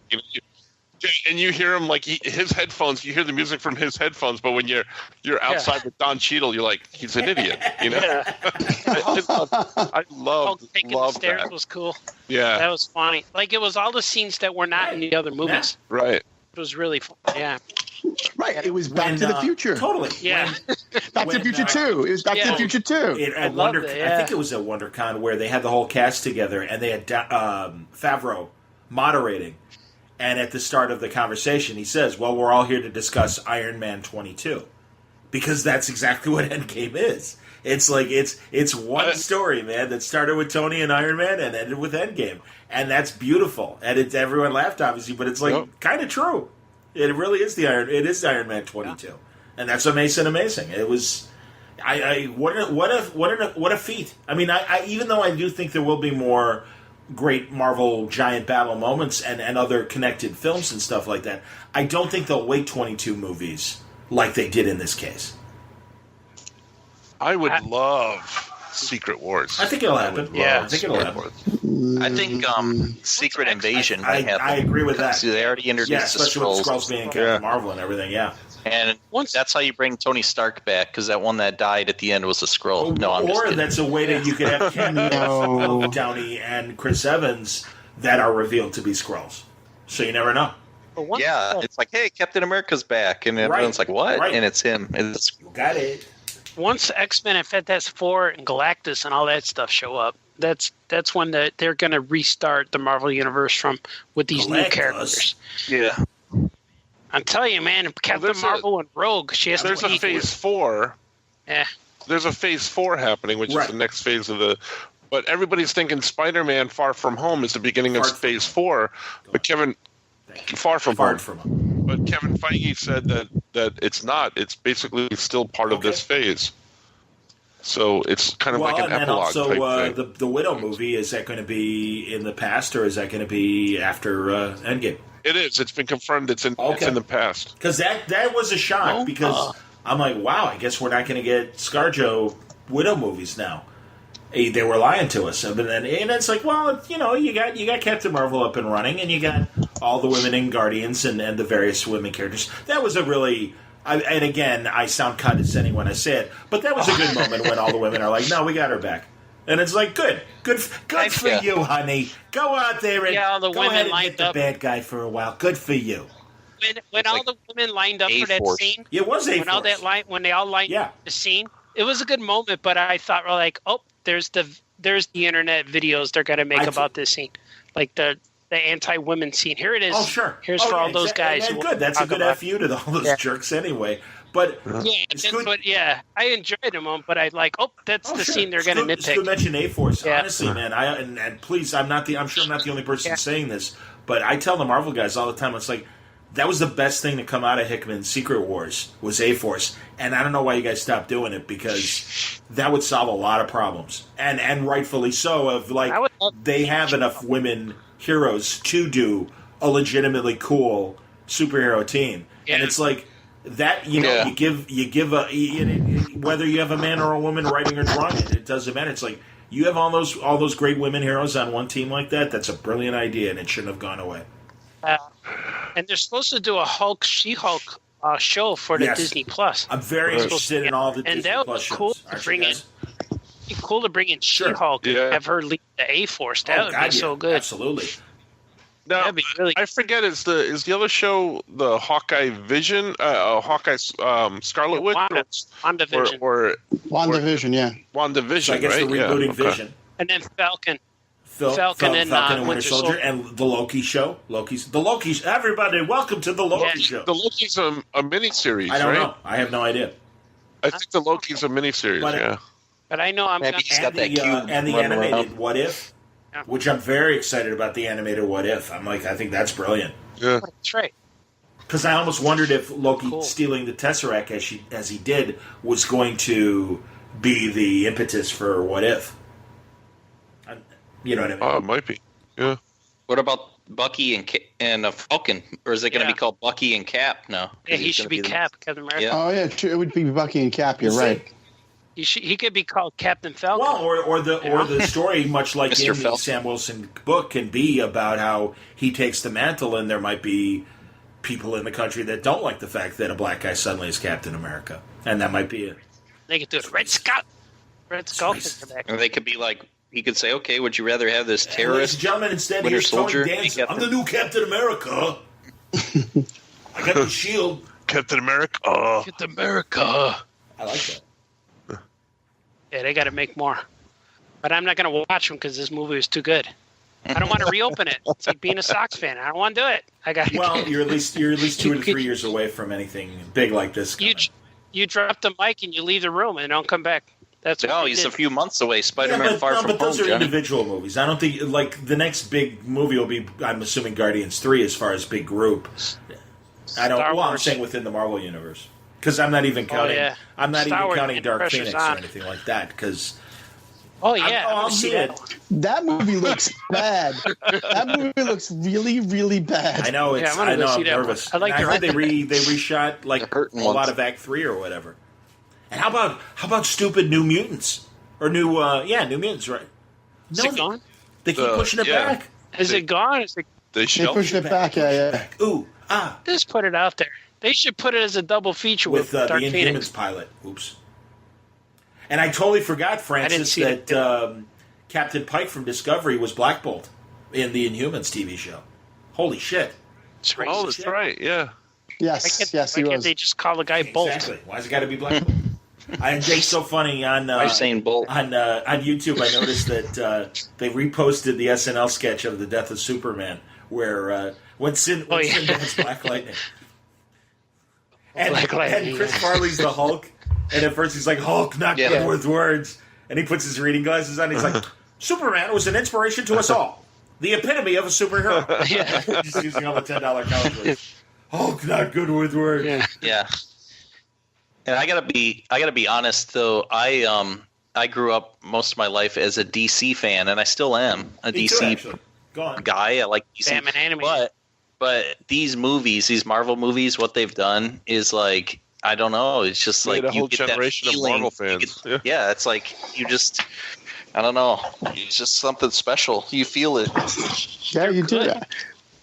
But it's lightning in the bottle. I don't think they're going to be able to do it again. They can't. Not with the end finale like that. They can prove you Can't. wrong. I hope they do. And exactly, and I look forward to the attempts. I have no problem with that. They. I really wish Warner Brothers would Oh God, yeah. Right. figure out how to do something like that. Rob Burnett was saying on his show, and he's kind of right. He's like, if I were Kevin Feige, I'd walk away because how do you top this?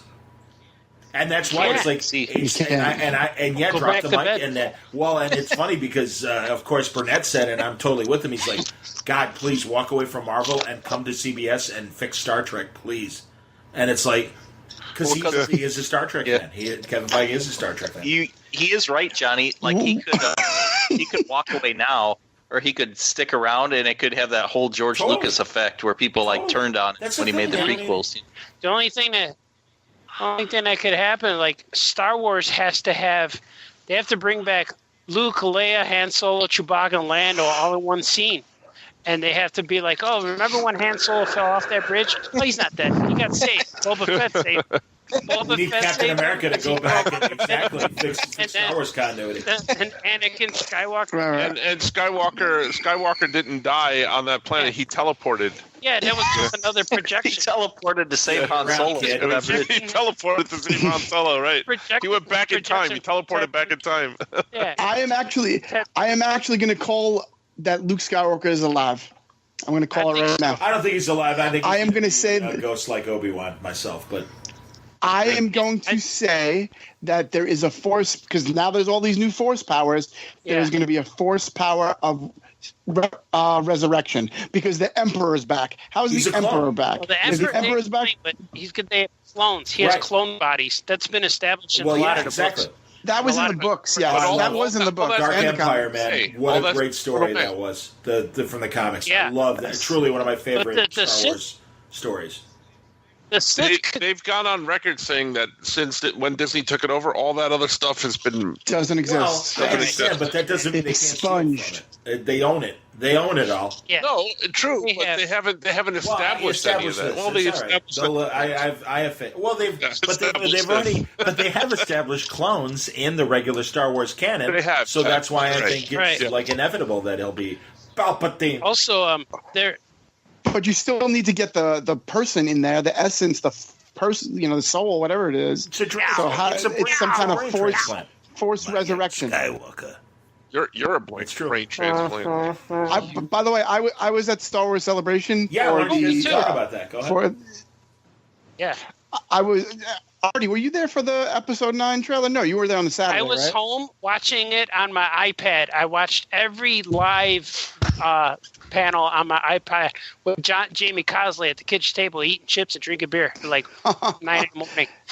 So I was in the room when the Episode 9 trailer premiered, and when Ian McDermott came out and said, "Play it again," I thought people were going to pass out from excitement, like Elvis was on the stage. Again. People were so like, "Oh my!" He's the Emperor. He's the Emperor. They showed that on the live feed, and we watched it. And our house exploded with laughter and joy. Yeah, it was pretty crazy. It was pretty crazy in the room when it happened. The whole place erupted. The Mandelbaum TV series, Mandalorian, whatever it's called, man. I like calling the Mandalorians. Hello, I'm here to fix the Mandelbaums. I understand it's a little Hello, shaky. I am made nice to see you. Do you realize I did not die? Yeah, the Mandelbaumian. Absolutely, that would be better. Do you realize I'm a bounty hunter? I prefer not to fight you today. I like it. Ooh, we should do that. But from what I heard too in the Sith lore, is that Sith ghosts could come back. They established it in I think it was Clone Wars or Rebels, that but they come back like fiery, like the devil almost, like fiery red, almost like Kylo Ren's lightsaber. They're all flaming. Hello? Hey, they're all crazy. We're the I'm back. Hey, Luke all right, Skywalker. let me tell you what's wrong with this room. Sith eye for the straight guy. Okay, first of all, you got to rethink. You need a helmet. Helmets look good. People like helmets. Helmets. And plus, any actor could play you in the future. Can you wear red and black paint on your face and put a couple horns on there? People like that. Sith eye for the straight guy. I'm a Sith. They're going to call you Lord. Hello. Sith Lord. Sith eye for the straight guy. Sith eye for the Jedi. Ooh, that's even better. Sith eye for the Jedi. I like it. Jedi. Hello. For the Sith. My dad's here again. Luke Skywalker. Now, first of all, that Empire music, very negative. I don't like it. Annie? Little Annie? Why you also making my clothes look funny? I don't like it.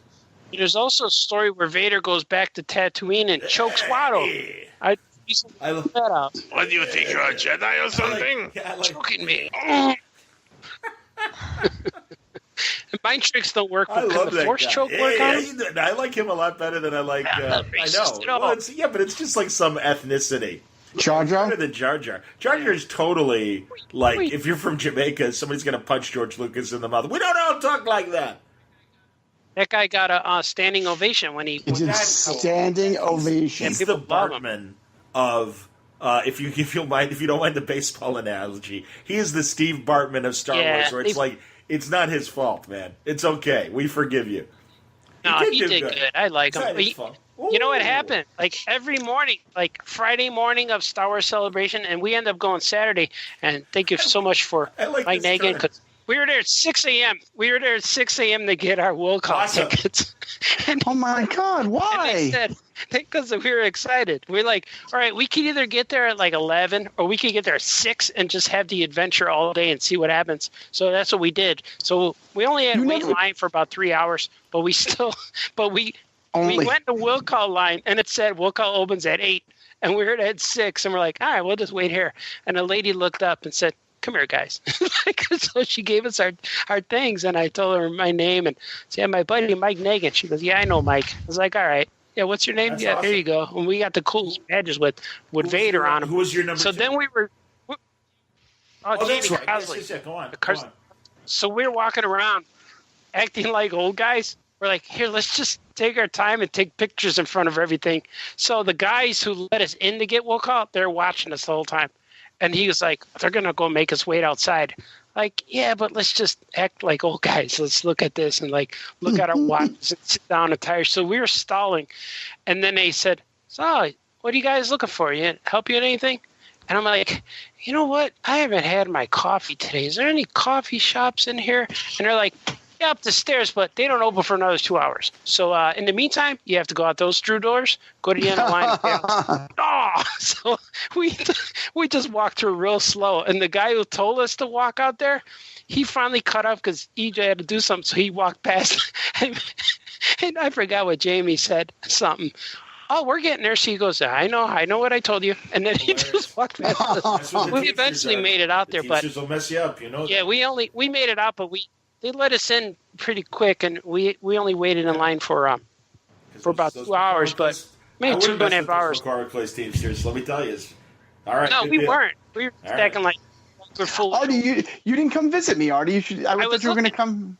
I was at the Wind Trust. Oh, that's nice. Wind Trust. Oh, I didn't. I was.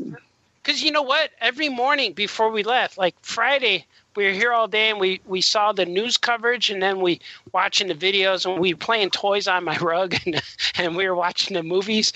And then when they announced Palpatine was in it, we put Return of the Jedi on. We watched that whole thing. So it was funny because we were playing toys, and Jamie even said, we better clean up before Rose comes home because she's not going to. So we acted like kids all day.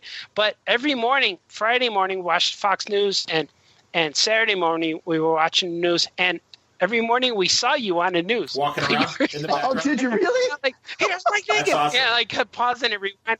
And I recorded on my iPad to make a little video. And we got you, helping people in line. But there was an awesome moment where you went and helped a little guy in a wheelchair. And you shook his hand and said, but you were in the background, like, there he is. That's Mike Nagan. That's the essence right there. That's why they put him in charge of the line, It was really cool. Well, that's exactly what they did. They put me in charge of the front of the Wind Trust, where all the big panels were held. So I was outside, which was a lot of fun because I got to interact with a lot of fans, even though Sunday was a blizzard. And I stood out in that for 6 hours. Because I texted you on Saturday, but I don't think you got it. You're too busy. I did not. No, yeah. I didn't get a text from you. I would have answered you. I got your old phone number. I was actually waiting. I was like, I wonder why Art didn't call me. Yeah, I tried. Maybe it's the old number. I don't know. But something was happening. Maybe. I don't know. But it was cool because when we were waiting in line to get in, it was 9:53. The place opened at 10, and everyone's pushing. They're anxious, so they let people in. And instead of going through the main gates, people knocked over that curtain. That rail, bam! It got knocked over. Oh yeah! People just went sideways they broke through the wall, and I got kind of shoved, but I had to leap over the railing that fell, and everyone just ran past us. And I found out like what's happening, and I found out that Lando and C-3PO were signing autographs at 10 o'clock, so they all ran to the back, and we just moved to the side. Man, almost got trampled. It was like a AC/DC concert or something. So it was like in 1978 AC/DC concert. So it was crazy. The Celebration fans are pretty intense. Yeah. I mean, for the most part, they were all great, but there was a couple of hairy moments like that I've never seen anything. On the Thursday, there was no programming in the Wind Trust, so I was at the show store, and I was there when the show store opened. Oh, yeah. And I've never seen anything like this in my life. As soon as we opened the doors, as it were, people would run in with garbage bags. They already had garbage bags, right? And they would have them over, and they'd go to a shelf that had like 20 lunch boxes on it, and they would literally put their arms behind the back of the lunch box and scoop everything off the shelf into the garbage bag. God. Like the shelves emptied in minutes, and it was packed. I've never seen anything like this. People just it was like Black Friday times 1,000. Like people were just So were those like free tchotchkes, those lunch boxes and stuff like that? No. This is all stuff you had to pay for. Go on. And not I know cheap. that. Yeah, it says Star Wars. It says Star Wars Celebration on them. That. So it says Star Wars Celebration. But how, did they immediately go into line to buy them? Pretty much everything in the show store was exclusive. Yeah, somebody would, because Franco and you guys correct me obviously because you were there, but I remember Franco talking about how back in the day, at least to buy like art, or like whatever artists were doing in Artist Alley, you wouldn't actually get your thing until you would pay. All right, it's $20. Fine, you give. You don't even give the art. I don't even know how it happened, but you'd get a receipt, and you wouldn't get your stuff until the end of the day when you went to the cashier And that's when you finally got your merch and everything like that. So how were they able to get these? No, these people got their merch right then and there. It was all on the shelves. Like that's the store shelf, but I was talking about with artists and stuff like that. And Artist Alley. I didn't realize that. Yeah, I thought everything was like that. Who's that a picture of? It was crazy. Who was that a picture of? It was because that works good on an audio podcast. It disappeared. But all right, go ahead. What was it? It was really intense. The show, so people were like, "Oh, was that a photo from 10 Celebration? T-shirts, Somebody you grabbing something?" I don't know. I didn't send that picture. I don't even know what you're talking about. I'm looking at your numbers, and it was the same number that we've been texting on today. So I don't know why it didn't go through. Yeah, something. Maybe it was the Wi-Fi there or something. Maybe it was my stupid phone. Maybe it was my Johnny, it's a picture of Michael Jackson holding his son over that balcony, and it says, "Y'all remember when Michael Jackson was trying to get the Soul Stone?" You should have went to James Brown. Are we done? James Brown has a Soul Stone. Or are we continuing our endgame talk? Yeah. I think. No, we can go back to either way. And right, it's 11:15. It's a school night. I understand. I think the Bucky guy should play Luke Skywalker when they reboot Star Wars. You know they're gonna. Oh yeah, Sebastian Stan. He'd be a good Luke Skywalker. Yeah, that's a good call. Yeah. It's got a good face. That's very good. I like that. Well, that's interesting because there was a soap opera actor from All My Children in the 80s, Michael E. Knight, and he played Tad Martin. And if you look him up, I thought, especially when he was younger, he looked like a John Romita Peter Parker. And I'm like, this guy should play Spider-Man. So now it's too late. He's like older than he's like pushing 60. As I say, he's older than me. I always thought the guy from Lost Boys. The guys from Lost Boys, Michael, Patrick, that guy. I thought he would be Jason a good Superman. I can see. Yeah, I think he would have been a perfect Superman. You're eating maggots, Michael. That's gross. Whoa, Michael. Yeah, that guy. And Bill from Bill and Ted is one of the Lost Boys. Winter. That's right. Yes. Alex Winter. Alex Winter has had the most interesting post-Bill and Ted career. I used to love his MTV show, which was a crazy comedy show. And he's made some of the best documentaries about the internet. He did that one about the dark web, which is amazingly cool. And he also did the one about the history of Napster. And both of them are, ridiculously great. And he also directed a whole bunch of Cartoon Network movies. No, I'm a big fan. Wow. Hey. Hello. And they're going to be doing Bill and Ted 3. I'm excited for Bill and Ted 3. That's a conversation for another time because I'm out. Finally. True, literally, finally. It's true. All right, so again, obviously we all loved Endgame, and we recommend it, and I enjoyed our little... We can continue on the Star Wars Celebration detour for the people that were at Star... Has anyone actually been in... Who here has not been in outer space? that was good. And they raised their hands. Yeah, I want to see those years where Rocket and those guys were Avengers. I loved every scene with Rocket in it. He's always he just made the movie for me. Even as Guardians chasing him, calling him a rabbit. Get that rabbit! And all the mashups. That's the thing, man. Again, this culmination of 21 movies and smashing all these different separate Marvel things together. Every scene rang true. And that's why, every scene with Rocket with all these other people rang true. Everything was great. Oh man! And I have been rewatching Infinity War, as I'm sure 90% of us who saw Endgame this weekend already have done. And it's so great to rewatch it and everything. Too. And it's so goddamn good. Who calls Mantis the antenna girl or whatever? Oh, Rocket. Rocket. He forgets her. You don't know her name. He talks about Captain Marvel's haircut. Yeah.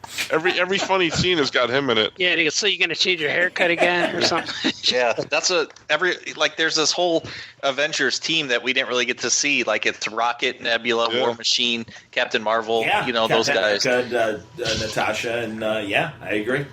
No, wearing their Star Trek uniforms. Those are like Federation uniforms, those red and white Avenger uniforms. Like, what the hell? Yeah. I'd like you to meet my new crew. You all know Steve Rogers, Natasha, Clint Walker. He likes to call himself Ronan. I hope that's not a problem with our Asian friends. All right. Thank you. Yeah. All right. We can wrap. All right, guys. All right. You guys keep talking. I'll see you when I see you. I like Pink very much, Lois. Good night, Francis. I like Pink very much, Lois, as well. He's got to go because he's. Well, I got to go, he set too. his 50 I got to work. limit for the podcast, so he's got to go. I'll be right back, right. but I won't. All I'm like Captain America. I'm going to be right back, guys. Good luck with the addition on the new house. Yeah, man. Oh, yeah, house. I'll be in Skokie this weekend, though. Free comic book day. Nice workout. Yeah, I'll be there. Attaboy. I'll take it to Harold's. Oh, that's right. Yeah. Yeah, Scoot's going to be at Skokie for Free Comic Book Day on Sunday for those of us still listening. And with Artie. With Artie. And then Mike, are you going to be with me here in New York? I will be there with you. Any other luminaries coming in Yeah. for Harrison and for Skokie for that matter? Any other creators? Yes. You don't need any. We have. Get us. He said yes. We have that's the point. Steve Ellis and That's David great. Gallagher. I love those guys. Give them my best. We got Daniel Kibblesmith, Nice. Deadpool, Black Panther crossover thingy, and he works on Stephen Colbert Show, and Mariano Brothers and Greg and Jacob. I love those guys. And me. Oh, yeah. I'll be there. Yeah, We got Steve Englehart coming by, Brian Michael Bendis, No, but Ron Friends. what other Stump- creators besides yourself and Scoot? No, they're not coming. Gene Justin Colan will be there. Castaneda. Yeah, Justin Castaneda. Is the Davy Jones of the comics group going to be there? Oh, Alejandro? Not sure. I'm not. There'll be a bunch of us there. Jeffrey I know. Brown. Ryan Bryant. Jeffrey Brown's coming. Jeffrey That's Brown awesome. will be there. Vader's Little Princess. Yeah. And Yeah, he'll be there. good stuff. And Justin Castaneda. And Scooter Harold Manhole and Excellent. me. Yeah. And If I'm All right, not- boyos. All right, I'm take signing care. off. Bye bye now. I'll talk to you later. I'll see you on Saturday, Mike. See you on Saturday, bro. Scooty, Oh, yeah, if I'm not, okay, bye-bye. if I'm not working Saturday night, I will definitely will come because it's Okay, kind cool. of it's I can get there through the L, of course. Yeah, But cool. it's All right. it's if I'm not working Saturday night, I definitely will come. Awesome. All right. I'll right, be guys. there. I'll see Artie too. Yeah, May the 4th be with you. May the- Force it in you? What? Yeah. May to force your It's end true. game. What's up, my Thanos here? What happened to that other Infinity Stone? It's not where it is.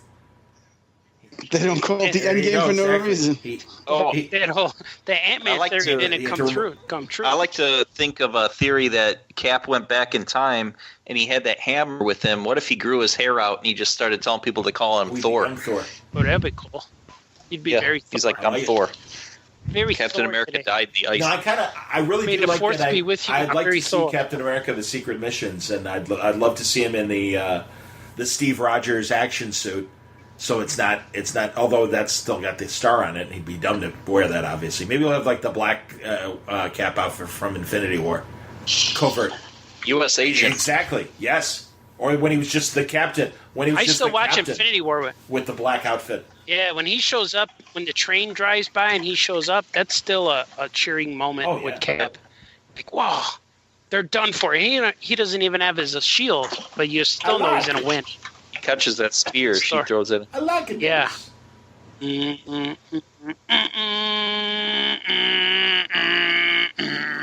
What music is that?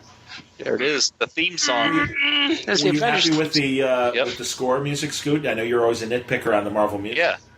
No, I said from the beginning of all these Marvel movies, the Avengers have the only score that you can that's really memorable. Like I can't tell you what Iron Man's score is. He doesn't really have one. Mhm. But Right. the Avengers do. I hear you. I remember the Sam Raimi Spider-Man had a score. Yeah, it did. That's I a good remember one. that Yep. one. Danny Elfman. Yeah, that's a good one. But it's hard to say. That's how it goes. Because with a good 70s song like Wakachu, Wakachu, Wakachu. Yeah, all the Charlie's Angels and Starsky and Hutch always had that cranking thing. Exactly. I like on Mystery Science Theater 3000, the last episode with Joel Hodgson, and they do the Joe Don Baker cop movie, Mitchell. And Mitchell has Wakachu, Wakachu music, and Tom Servo does it. He goes, Wakachu, Wakachu, Wakachu. Good stuff. It's a good movie. All right, guys. Are you done too, Scoot? I'll be right back. But he won't. All right. It's like Cap. Never We're going to say come back never. and it's going to be a 110-year-old Cap. Scoot. Okay, And he'll Scoot. go, Hey, Johnny, all those times you made fun of my microphone and remodeling my house, fuck you, Johnny. He's gonna say, here's my hammer and my buzzsaw. It's here to do. Just suck on Jamie Farr's balls. I got it to Johnny. Yeah. Hand over the squeaky table and the bag of chips. Here you go. 100-year-old Scoot. Scoot, what happened? Scoot, you got married. What happened to Kendra? Finished his bag tell of us corn about chips. it? No, I don't. Oliver's going to be like, yeah, come on, Dad. We got to go. Hey, there you go. He's going to have a beard. It's going to look like he's unpacking his Black & Decker toolkit there. He's going to say, hello, Yoko Chips. I want that to happen. 110-year-old Scoot on the park bench, just sitting there. Hey. How are you? All right, guys. Well, I'll see Artie on Saturday. And it's a pleasure talking to Mike and Johnny. So talk to you guys later. All right, Scoot. Okay, bye-bye. See ya. And then there were 3. Bye-bye. And soon to be 2, because I'm going to go too. I know it's like your time. Oh, yeah, East Coasters. 11:30. Oh, yeah, East Coast. Oh, yeah. Oh, yeah, East Coast. Too funny, man. All right, gents. We're in the end game now. Good job, it's time Michael. to go. Yeah, we're all fading out. You handled it. Like I said, if you want to punch me in the mouth the next time you see me, I totally deserve it. You gotta say, I don't Never, want Johnny, never. I know you go, can handle Mr. it. It's Stark. all right, Mike. You know we're just messing around. I'm just messing with you. Of course. I don't know what that was, but I will listen later. Did we mention? Did you guys see? And it's okay, Mike. You can check out. I'll ask Artie as we wrap up. Did you see Pants in C2E2? I saw him. Hey, Good, guys. I couldn't remember. Yeah, I saw him in the after hours time at the Hyatt, and I'm really glad. Like I saw him like Friday night. He was there for the drink and draw that they were doing with on Friday night or Thursday night. I forget which night it was. There you go. Thursday night. Drink and draw was Thursday night. Yeah. So because the Bensons are like, have you seen Pants? And I'm like, no, I'm like, I want to, and I'm sure we'll run into him, and we did. I am not on the Comic Geek Speak podcast anymore. I am a Muppet. Exactly. What are you talking about? He's our favorite Muppet. No, he was great. I was bummed. I'm like, Pants, you're one of the last reasons I would give a damn about listening to Comic Geek Speak. Yeah, that was enough. I am not there anymore. I'm like, all right. He had his own endgame. He goes, that's enough. And we went out with a giant battle. Pants on the park bench. I have a hammer. I went back in time and I danced with Peggy to the Tommy Dorsey song, Kiss Me Once, Kiss Me Twice, Kiss Me Once Again, It's Been a Long Time. That's Tommy Dorsey on the trumpet. Angela. The trumpet. Time for some Harold chicken. I've heard good things about it, Artie. I'm not a foodie, but pants. I should check his Facebook feed and see what he thought of Endgame. I'm sure he loved it. Have you seen anyone of like normal people, and I'm not counting the jerks that obviously are the haters, but like that didn't like Endgame? I mean, it's gotten like obviously like 95% on Rotten Tomatoes and all that, or 97%. I have not heard one person who hated it. I've heard people that have like nitpick kind of like a couple, more than one or two, not even problems, but like I like the movie a lot, but. And then, they'll do, like, how did Hawkeye's wife still have her cell phone after 5 years, Yeah. Clint? Well, I still have people's numbers. Well, yeah, we have the numbers in there, but it's like all of a sudden... How does she still have the service? Starts working. She comes through the portal. Hey, I got the phone reception. Go away? Hey, I finally got enough bars. Maybe he kept the phone. That was the explanation. Yeah, man. No. But he kept the service on for 5 years? That's what the nitpicker's saying. It's like...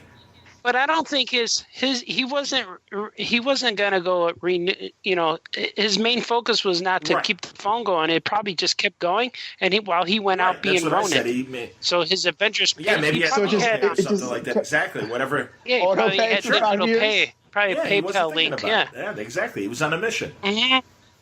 Made Avengers money, and now he's out killing mafia guys in Japan. Tony was paying for everything. It's all right.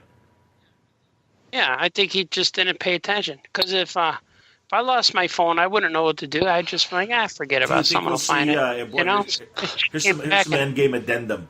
Do you think we would ever see Gwyneth Paltrow again in the armor as Rescue? Oh, probably. Is that her name? I doubt it. And by the way, another Kelly Sue DeConnick invention, Rescue. Yes. Where did we first see her in the movies in the armor? Was it this movie? Well, or did she have the armor in another movie? She's protected. Is it in 3 where she's protected by the armor, Mike? Yeah, it's one of those. That's right. Movies. Yeah, that's right. She fought the fire guy, and the missile, right? Yeah, the missile. Well, and also there wasn't like at one point there she's just got the power that whatever they have, the red, the power that makes them all crazy and stuff, the mutant power or whatever. But the missile comes after at Tony's house. And I know that he throws the armor at her, and she's covered by the armor when the house collapses and everything. Oh, that's right. But I think that is the first time we've... I mean, he hints at the beginning of the movie, obviously. It's a present for Mommy. So she has worn in the comics, she has, absolutely. Right? And in the comics, she definitely has. Yeah. Rescue. I liked it, too. I thought that was a great... And I think, am I right? It was either Matt or it was Kelly Sue that came up with the armor. I don't know. Oh, I can't remember. When she showed up in the movie, I didn't know who that was right away. I thought it was going to be. The first thought I had was Riri Williams. Sure, the new one, Ironheart. But I'm like, why would it be her? But then I get it. That's the one I didn't catch. And you just made a good suggestion in terms of that might be what they do. Tony's dead. You have Gwyneth Paltrow as Pepper still running Stark Industries, and she meets Riri, and that's how we get Ironheart. I think you're 100% right about that, Artie. I think that could easily happen. Yes, but man, I hope they use Rogue to fight Captain Marvel in her movie. I have no problem with that. Man, that would be. It's gonna be very, and that's why. Moment how to bring. Well, I was gonna say that I don't know. Is that part of Phase 4 or is that now the new marching orders? I'm gonna go with yes. I mean, because they had Phase 4 in place before. The Disney Fox deal I thought was even in motion, but maybe I'm wrong. I don't know. I'm not sure what the phases are. I know there are phases, but I'm not sure what movies belong to which phases. The original pre-Avenger origin stories leading to the Avengers movie. And then you had Phase 2. And what, all the secondary guys? Introducing all the Guardians, adding to beyond all the Avenger guys and them having their solo movies, but also the Guardians' first movie and Ant-Man's first movie. I don't know what else was technically. I'm sure it's online. I'm sure there's a list online. And Phase 3 ended with Endgame, obviously. I don't know if Black Panther's movie count or Civil War. I think Civil War is where Phase 3 begins.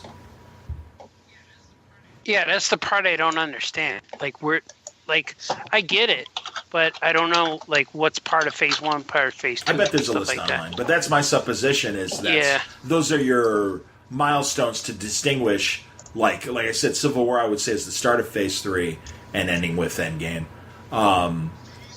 Phase 1 was Iron Man, Hulk, Iron Man 2, Thor, First Cap, and the Avengers. Phase 2 was Iron Man 3, Thor 2, Cap 2, Guardians, Avengers 2, and Ant-Man. Phase 3 was Civil War, Doctor Strange, Guardians 3, Homecoming, Black Panther, Thor 3, the 2 Avengers, Ant-Man and Wasp, and Captain Marvel. Nice. So they all kind of, each phase has an Avenger. And they counted Guardians 3 as part of Phase 3? No, Guardians 2. Okay. I thought you said Guardians 3 as well. No, Guardians 3 is... No. And these are so good. They get better. At first, the movies are... You love it because they're making an Iron Man movie, and when you heard that, you're like, what the heck? Why'd they start with Iron Man? And then they go... They didn't even chose Captain America first. He was third, right? They did Thor next, and then Cap. Yeah. But Cap's my favorite out of those. Yeah, the Hulk, They relaunched him 3 or 4 times before they finally. I'm always surprised that the Hulk is part of these movies. Go on. The Norton Hulk. The Norton Hulk is.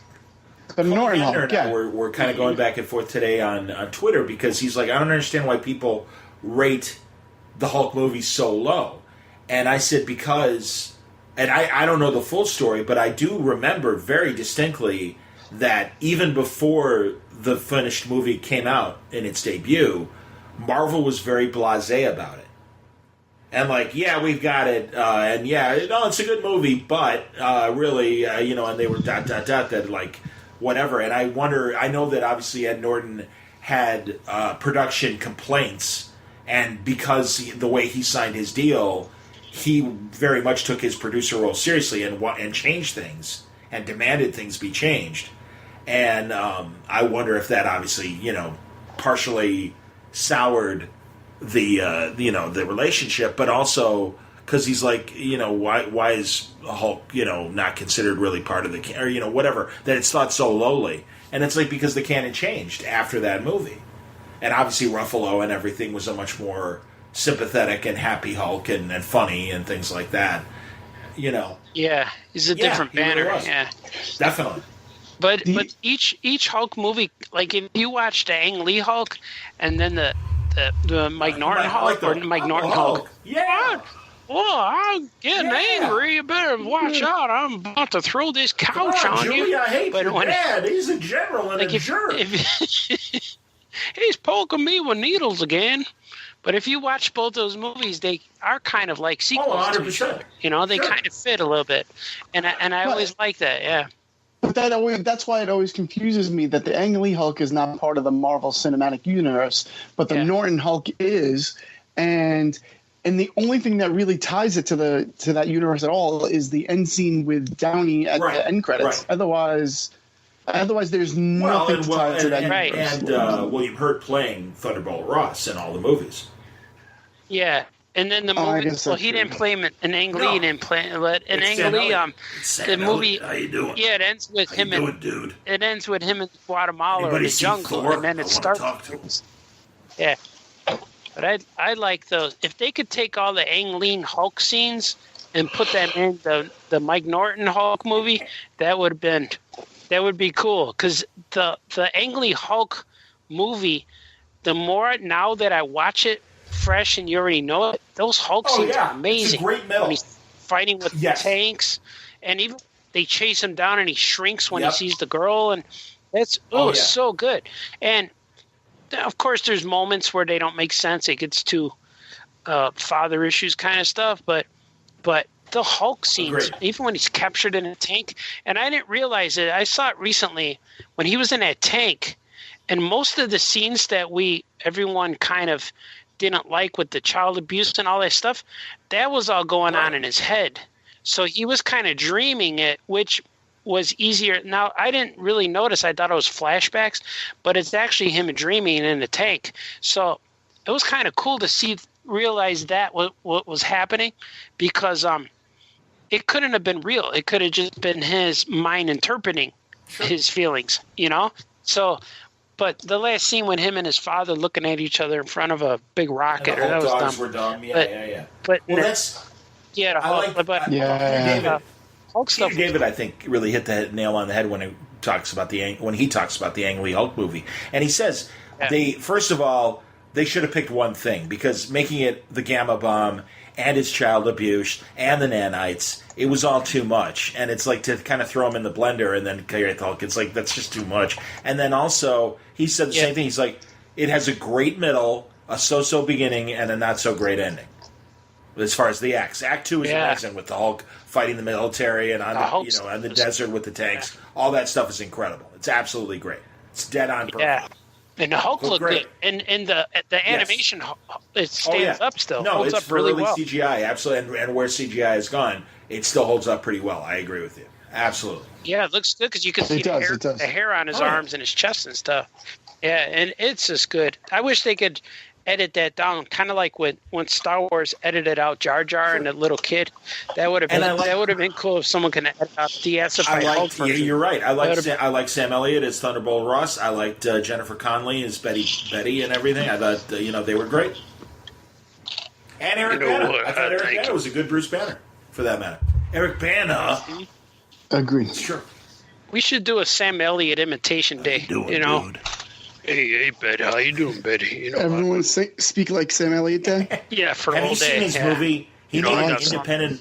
I got something to tell you, He made an fella. independent movie last summer called The Hero, where he's an old cowboy Yeah. actor. Have you seen it? It's I know. great. And Dave Fowley, movie critic, Dave Fowley, Chicago movie critic. I know. Yeah, I know that's him. why I mentioned him. He had a +1. He's like, you want to see this Sam Elliott movie? And I'm like, yeah, because it was the Chicago Critics Film Festival, which is a really nice little film festival in the summertime. I'm hoping to go with Dave again this coming summer. Anyway, I hope it's a great movie, and the cool thing is Sam Elliott's character is a former cowboy TV star, and like at the end of his career, and he's doing voiceovers because he's got that great bass voice, and he's doing like barbecue sauce commercials. Logan's Barbecue, it's the best. And the great thing is that in the movie, part of the plot is there's a new superhero movie, and someone has asked him to be like a Robert Redford kind of actor in the movie, which is totally going to reignite his career if he does it. And that's kind of part of the plot of the story and everything. And it's like, oh my God, that's a brilliant idea that they're even kind of acknowledging where where fun box up popcorn movies are today. Back in his day, it was the Western, and now it's the superhero movie. It was cool. So you like bowling, young fella? I want to get a little sarsaparilla. There I go again. I like when he starts rambling. He's like, oh, there I go again. Anyway. So they call you the Ghost Rider, huh? Okay. That's a, On that One of note, Mar- gentlemen, I am Michael. leaving. Marvel should make movies like that again. Take That it was easy. good. It'll just be Artie and I I. like- Artie, Oh, I yeah, like Pod to Bed. Mighty I Mike. like Endgame. I like Endgame very much, Lois. I like, yeah, Tony Pink. Danza very much. You're a good man. Very good. I like Pink very Have much. you watched? I like Have you watched on Samantha. Netflix? His Take It Easy. Bye. Have you watched? I go, okay, Have you watched bye-bye. that Netflix show, The Good Cop, that Danza did with Josh Groban? It's made by the people who made Monk and some of those other USA cop shows. And there's only like 13 episodes, but they're a father and son, and they're both like New York cops. And Tony Danza is a dirty cop that went to jail for like being in corruption and everything, taking payoffs and stuff. But he's streetwise because he knows all the angles, because he knows all the dirty guys. And Josh Groban is his son, and he's like a straight arrow good cop and everything. But he's also got like Monk and The Mentalist and Sherlock Holmes kind of observation skills, where he can look at a crime scene and pick up something that nobody else can pick up. But it's funny. It's cute. They live together in the house because Tony's kind of under house arrest. And he's still he's not on the force anymore. But he'll I help my son out with cases over by there. So I heard you like the Mentalist. How you doing, dude? Nick Offerman. I've been Nick watching Offerman's in that movie, The Hero, with Sam Elliott. They're very funny together. They have some really funny scenes together. The guy from Parks and Rec, Ron what? Got Yeah, a mustache guy. People always tell me I look like that guy or I look like the Office guy. You look Got nothing like Nick Offerman. That's what they said. And one lady came up to me. I was eating at a restaurant with one of my buddies, and she said, "Are you that actor from that show?" Yes. And I said, "Probably not." That's what I said. Probably not. I go, "Which show?" And I asked, "Which show?" You know, the guy who's on that I forgot what she said. I'm like, "Nah, you're thinking George Clooney," but no, that's not me. I would have asked if you're Oliver from the Brady Bunch. Yeah, maybe. The Yeah, I'm all cousin, Robbie grown. Wrist, who later became a heavy metal guy. Robbie Good name. Wrist. That's his name. Is that his Remember name? his Saturday morning show, Big John, Little John? Where he was an adult and he found the fountain of youth and he becomes the little boy. And it's the guy who plays Dorothy's husband on Golden Girls, Herb Edelman, who was the original Murray the Cop in the Odd Couple movie. Girls. Is that it? That's Mrs. Garrett. That's Golden Mrs. Girl. Garrett. Oh, sorry. Facts She was of life. on it, I don't wasn't think she? she was ever on Golden Girls. I like Charlotte Rae. She's great in Zohan, the Adam Sandler movie. She plays one of the people that he cuts her hair, and he ends up having sex with all the old ladies, and that's why they all want to get him to cut his hair. Yeah. And at one point, he can't get it up for Charlotte Rae, and his name is Scrappy. That's what they all call him. That's his nickname, Scrappy. And she's like, "Oh, that's all right, Scrappy. It's okay." And it's great. It's like 90-year-old Mrs. Garrett. And she, what? She was, dude, I swear to God, watch Car 54, Where Are You? With Herman Munster and Grandpa as cops. And she plays her Grandpa's wife, Sylvia Schnauzer, because he's Leo Schnauzer. Sylvia? And she's Schnauzer. insanely funny. She is like Jerry Lewis crazy funny, like maniacal, and has a crazy look in her eyes all the time. Sylvia, for God's sake, calm down.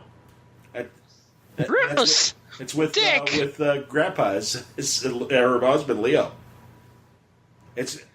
Man, I got so much stuff on a list to watch. You know, honestly, if you love... When you tell people I never saw it. And I'll say to the listeners, too, if you love the Munsters and love when Herman and Grandpa are going back and forth and how funny they are, they did it for 3 years on this Car 54 show with Joey Ross. Ooh, Francis. I'm hip. Exactly, I'm hip. Scoopity-doo pop. Yay, Superstone. But yeah, they are hilarious together. Al Lewis and Fred Gwynn and Joey Ross. Very funny show. It's a really, really funny sitcom, and it's totally like as funny as the Munsters, if not funnier. Good stuff. I've been watching that. I've been watching The Good Place. Yes, I have. I love that show. The Good Place. I'm only on season 1 still, but it's only pretty gets good. That's all I'll tell you. Yeah, absolutely. Oh, good. I just got to where real Eleanor showed up and the double showed up. That was funny. She's terrific. Absolutely, man. Fake Eleanor, real Eleanor, and dancing. That's awesome exactly what I was going to. And also, I got to tell you, man, Veronica Mars is pretty damn funny. I like her a lot. I always thought she was cute, and I liked Veronica Mars, but it's like, holy shit, she's really funny. Yeah, she's evil. Yeah, I only known her from that movie with the English guy with the guy who loses his girlfriend and she's puppet Sarah show. Marshall. Yeah, that. I only know her from that. Musical. Yeah, Kunis. That's the best. That's the best scene is when he sings the song in the Hawaiian bar. It's gonna be pretty hard. I'm so sad. Yeah. That's awesome. And when he starts screaming, and if I see Van Helsing. Yeah. I love that song. Dracula musical. Thank you. Yeah. Jason Segel. Very good stuff. Yeah, that was a good movie. No, it's good. And you're right. No, that's when I first discovered she was funny. And then I still haven't seen Fanboys. Do you know that movie? Where I own it. Yep. Oh, is she? Oh, that's right. I think she has black hair. I don't know. Maybe. I know she's in the Princess Leia bikini at one point. Oh, that's right. Yeah, that was before she was who she was. She had done Veronica Mars at that point, so she was a TV star. And I saw that. And it was like a UPN show or whatever that a fourth of the TV audience ever watched. But it was a good show, and also that she was at one of Brother Bear's Orlando shows that we were at. And it was so cool because she I didn't do any of her panels, but I saw her with fans, and she could not have been nicer. And because a lot of those celebrity photos things, they're like buzz mills. And as I understand it, actually at C2E2 this year, Ant-Man was incredibly cool and pissing off the autograph people because he's like, yeah, okay, because they're like, keep it moving, don't talk to him. Yeah, I think Mike told us on the pod. Oh, that's right. Talking that's about where that. I heard it. There you go. That makes sense. Yeah. So. Oh yeah. Hey, I just got another Patreon on my Patreon. Well, plug away. All right. I'm up to. Plug away about your Patreon. Oh yeah. You want to follow the famous cartoonist? I have a Patreon. Of course, just called patreon.com/Art Baltazar. But you could get posters. It's kind of like a poster service. I do like a monthly poster. Cool. Or monthly prints because I'm trying to get people interested and get people to support my art, but I have to make something that I can make for people. But for like $2, you could read my posts, and I try to post at least 3 to 5 times a week. Try to post daily, but sometimes I skip a few. But it's only secret things from my sketchbook that no one else sees. Nothing is complete. There's ideas on here. There's I I posted 3 things today, secret stuff, or it's in progress pages, but you could read it for $2, $2 a month, and it's like 6 cents a day or something like that, which is kind of cool. Or you could just give me $1, but then you don't get to see it, but that's just because you love me. And that's what the first thing, hey, keep doing what you do, I love you, here's $1. But then the other one, for $2 you could see what I'm doing, and I give you a lot of insight stuff, but I get people buying prints and posters, and they're different every month. So it's kind of cool. So yeah, I got at least another 45 months before I have to draw something to make a new poster. But they're all new ones. But I have a lot of artwork that I'm just printing up, and it's cool, man. I just got some new patrons right now. It's kind of fun. I know the feeling. It's the Word Balloon Patreon page, absolutely. Yeah. So I have 15 people right now, and I started out. At one point, I had like 35 people, but I guess that I had people write to me saying, for $2, it's not worth it. I'm like, all right, thanks. But I try, because for $1, I could do it for $1, but then I'm thinking I want to try to make it something special, so it's okay. For $1, I could open up, but then I'd probably have more people quitting on me. But I have a few real devoted fans on here, and I'm sure they listen to the pod too. So I want to thank Dan and Mark. They're awesome because they've been with me since I started. And but this thing is real cool that I feel it's real special. It's almost like an inside club kind of inside baseball kind of thing. I do know. I mean, that's how it is for the League of Word Balloon listeners on my Patreon page, and they tell me. I listen to your show. I listen to Art and Franco and everything, and I always feel guilty and need to get my ass in gear and give them more free stuff. Every now and then, I'll remember to, if I've got a whole bunch of interviews in the can, to let them listen to them before I put them out on the feed.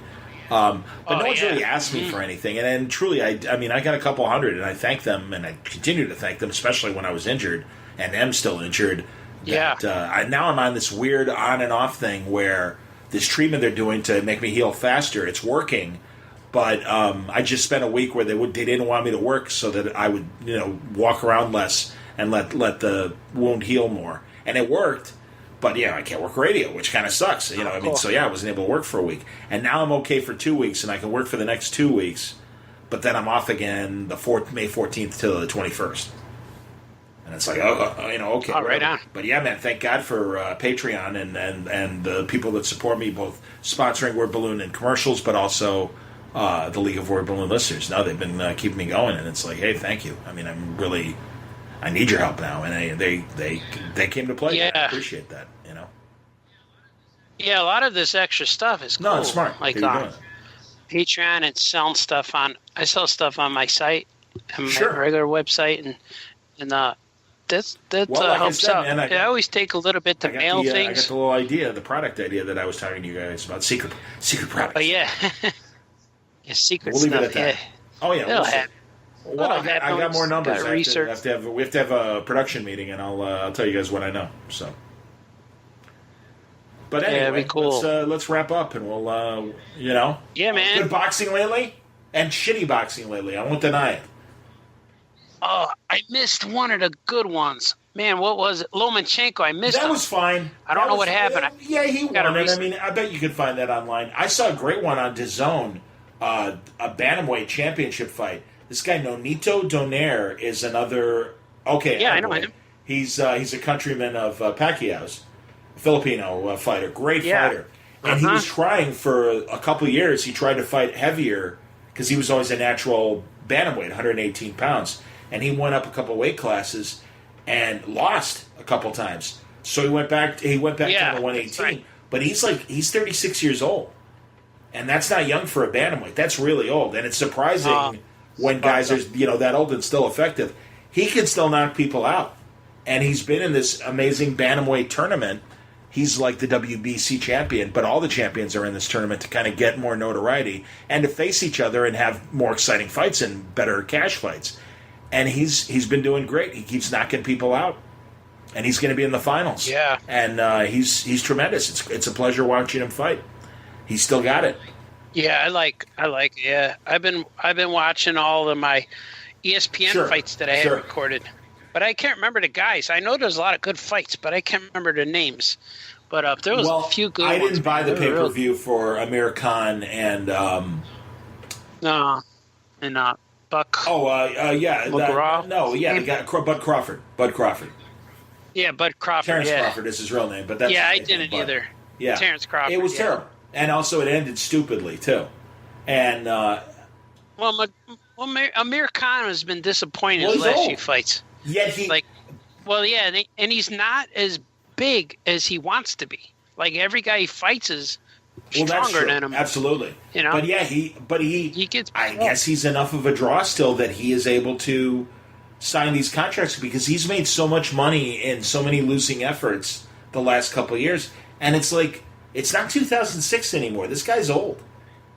This guy's real old. I think he has that cool name. Oh, sure. He has a cool villain name. Yeah, but that's the other thing, honestly, about him is he's not a villain. He's not like a Nassim Ahmed who played up being the bad guy. He's actually a very nice guy, and but I am surprised that he's been able to fool these promoters so many times into signing him to be in a big championship. I mean, he's got a name and he's got a decent record, but he's certainly lost more than he's won the last few years. And it's like nobody thought he was going to beat Terrence Crawford. So I don't know. No, did he beat him? No, he didn't. No, it was, you can find it online, sir. Yeah. It's a terrible fight.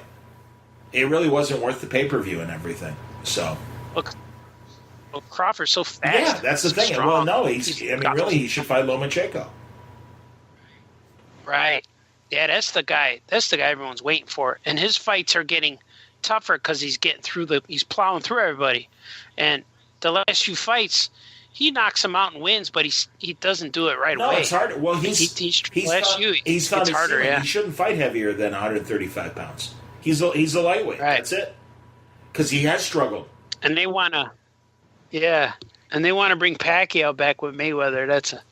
It's going to be. I'll probably get it, but it's going to be a big stupid show. Well, the only thing is that I would say is Pacquiao at least has been active, and Floyd looked great knocking out Conor McGregor.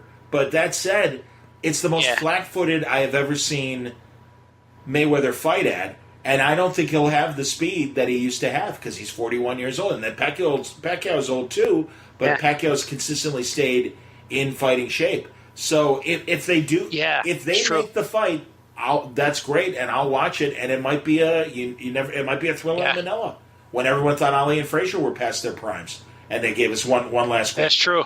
So you never know. Yeah. So he'll be 50-1 maybe next year. That'd be amazing. So that would destroy his whole attitude. Well, it would demoralize him.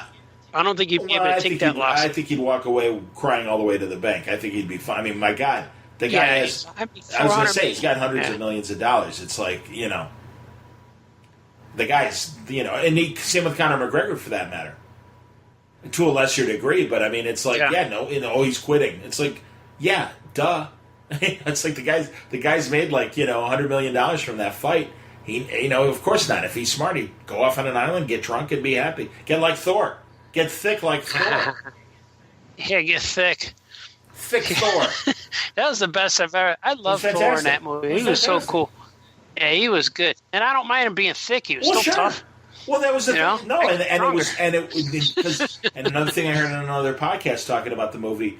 You almost wondered once he got his mojo back and the hammer came back to him that he might magically get slim again. But I like that they kept him fat. And it's like, no, that's the store. And it's like it doesn't. It's it's like what Mr. Miyagi used to say, karate on the inside. And it's true. It's like karate, and it's like that's you're cool. still Thor. It's okay. And that's why I loved Rene Russo. That was amazing. Because at first I was like, it's too bad that they didn't bring back, what's his face? Thor, or Zorro, Odin. Anthony Hopkins. Yeah, he wasn't there. He was the only guy who wasn't. But he really was, but he died, in Ragnarok and everything. So it's like. Yeah, but the cool part too is when he just raised his hand and got the hammer back, Mignon. Yep. And then when he raised his hand and got them both, that was a moment too. Like, sometimes it takes a minute. Man, this movie didn't hold back, man. They went for it. No, it was. I was so impressed with this. Seriously, I almost wish that Kevin Feige gets a special Oscar because because those movies have made the movie industry like. Listen, everyone knows. Yes, the Oscars can get arty-farty, and I don't mean our arty, but they can get a little the best movie goes to the English patient. Please, golf clap for us all. Look at my dress. Really, the Oscars were created to self-congratulate the Hollywood movie industry for being in business and making money. And so you kind of, I would give Kevin Feige a special Oscar because what he has done with these 22 movies is unparalleled. There is no other, I mean, there are Bowery Boy movies, Andy Hardy movies, Charlie Chan movies, so many movie franchises over the decades since the silent era where they've done, millions and millions of films. I mean, I guess you can call the Charlie Chaplin movies a series because it's always the tramp in so many of his movies. But this achievement and making as much money is really, you have to go back to Chaplin to see any sort of comparison. And there was no final, well, I guess there was a final Chaplin Little Tramp movie. The Great Dictator, you could say, is almost the final Little Tramp movie. Because there's a tramp character in that movie as well. But I mean, it is. It's unparalleled in modern movie making. Nobody's done what he's done and made as much money as he's done. But everyone tries it, but they don't succeed. Like everyone tries to say we could do that, and it doesn't stick.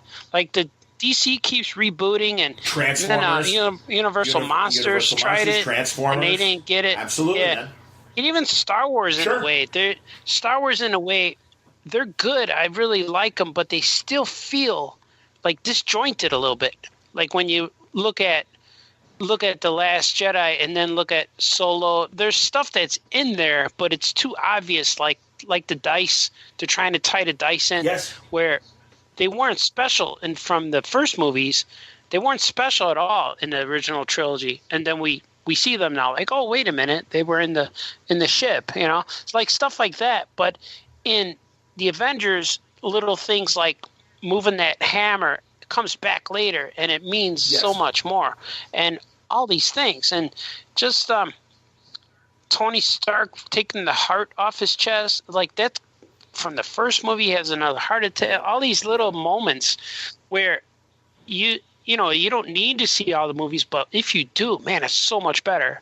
But Star Wars, man, I keep saying it, Star Wars has a lot to live up to in this next movie. If they don't blow the audience away like the Avengers did, man, I don't know what. I'd feel sorry to go see it if it's not as good as this Endgame. Go on. No, I do. You know what I mean? Like, well, this is my only counterpoint to that, because I keep saying this about the DC movies, and I believe I'm correct. Yeah. Every bad franchise can be fixed with one good movie. Wonder Woman is a classic example of that. As bad as those movies were. Yeah, well, and even it's funny because I've heard people say, I still haven't finished watching it. My neighbor gave me a digital copy of it, and I haven't finished. I'm looking actually at the Blu-ray box as well while we're talking, and I got to finish watching it. That, and I got to see Shazam, and I got to see Captain Marvel. But that's the thing, man. Even as much as I'm ranking on Star Trek lately and how bad the new show is, Discovery, it's like all they have to do is make one good movie or one good TV show, and it's like, okay, that's fine. And it's just like because we all liked The Force Awakens enough that it made whatever we didn't like about the prequels. It's like, okay, well, at least this one's good. Yeah, brought it back. Yeah. So that's the thing, and it's like no, and you're Episode 9 may do that, it may not, but even if it doesn't, and it's disappointing, I like the fact, and this goes back to our Celebration talk. I'm glad they're going to take a break from the movies. I think they need to. And also I'm excited for Mandalorian. I think that's great because the streaming service, and that's where Marvel's going that way too, and that's going to be cool. And those two things, Marvel and that Star Wars, makes me want to buy that and cancel everything else. It's only $6 a month.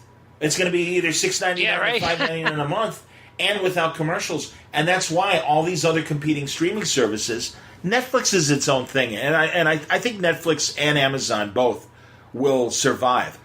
I wonder about Hulu because they're going to lose Fox and Disney money that was funding Hulu for a long time. And I'm sure they will continue for at least a while, but I don't know what's going to happen to them. And CBS All Access has to work, and they're getting more into the. I think Paramount and CBS will remerge because the old man that ran both of them, Sumner Redstone, he split them up. When everybody else was putting these conglomerates together, he thought that it could make more money as separate entities, and he was the controlling stockholder of both CBS and Paramount, so he split them up. But he's still alive, but he's like in his 90s, and now his daughter runs the company. And I have a feeling that in 2020 they're going to announce that Paramount and CBS are going to remerge, because everyone's going to, like Warner Brothers, as you know, is in the works with doing their streaming service. So have you watched Doom Patrol yet? That's right. Some of it. I saw the first episode. That's right. I've asked you before. I haven't been back. I got the DC universe, but I haven't watched a lot of the new stuff. I've been watching like Batman Brave and the Bold, and I've been watching a lot of cartoons just because when I'm working on stuff, I like to watch that. I saw that that Arkham one with it looked like the Suicide Squad done the right way. Great movie. That was fun. My buddy Heath Corson wrote that movie. He's awesome, and cool. he wrote the first Justice League Aquaman cartoon movie, Sword of Atlantis, or whatever it was called. Yeah, they're cool. Yeah, they're cool. And I saw Justice League Fatal 5. It was great, and my buddy Susan Eisenberg was Wonder Woman again. I love her. She's great. She's so nice. Cool. She's the sweetest woman, really. Very cool lady. And I love talking to her. She's great. I was calling her when I talked to her, I was going, "It's the animated Amazon." And she laughs, and I go, "Well, you are." And it's like, hey, man. It's like, I mean, everyone kisses. You know who I didn't recognize? The guy who plays in Justice League, in the Justice League Cartoon Network series, and in the subsequent movies. I forget the actor's name, but he's the groom in the Steve Martin movies, Father of the Bride. You know what I'm talking about? No. You never saw those movies? I know the movie, but I never saw them. Because Martin Short's really funny in it. It's the wedding planner and stuff. Franz. Or Frank. He's Frank. And he's got like a European accent. But the guy, because once you see a picture of him, you'll know this guy because he's been in a million movies and a million TV shows. He was a regular on the TV show Scandal that just wrapped up with Kerry Washington. The Spanish version, Escandal. Escandal. I like that. I like it. It's good. Good. Tonight, esta noche, Escandal. Escandal on UPN. After that, we spawn in Only for Your Eyes. Tonight's entertainment, Michael Jackson. Yes. We spawn. Oh man, you're killing me. Well, anyway, Only for Your Eyes. He plays Superman, and the Flash is obviously Luthor from Smallville. Hello, Mr. Luthor. That's right. Yeah. And they're great in Justice League, but this Fatal 5 JLA movie, it's cool because the Fatal 5 are from the Legion superheroes, and Starboy. That's right. Yeah. Starboy waving in the clouds. That's fabulous. Starboy. That's how the Sith sing it. It's a Starman. I like it. Sith. But that's what I heard about. Third eye for the Jedi, or whatever. Okay, first of all, that lightsaber. But that's what I heard about. Accessorize. Yeah, it needs to be shorter. Thank you. But then I've heard that Disney. They even said I read it somewhere. Disney wanted Fox for The Simpsons. Yeah, that's what they wanted. They just wanted to own The Simpsons, so they bought the whole company. The whole company. The whole thing. They want to be the only one who has Simpsons. I like their raises so much, I bought the company. I just saw that one. We need a scientist. Batman? No, a scientist. Batman's a scientist. It's not Batman. That's the monorail one. I know that's my favorite exchanges of Batman. Batman's a scientist. Batman. He says it so knowing. It's not That one and one where he's in the runaway hot air balloon and he's praying and he goes, I don't know if you really are up there or even if you exist, but if you can hear me, please save me, Superman.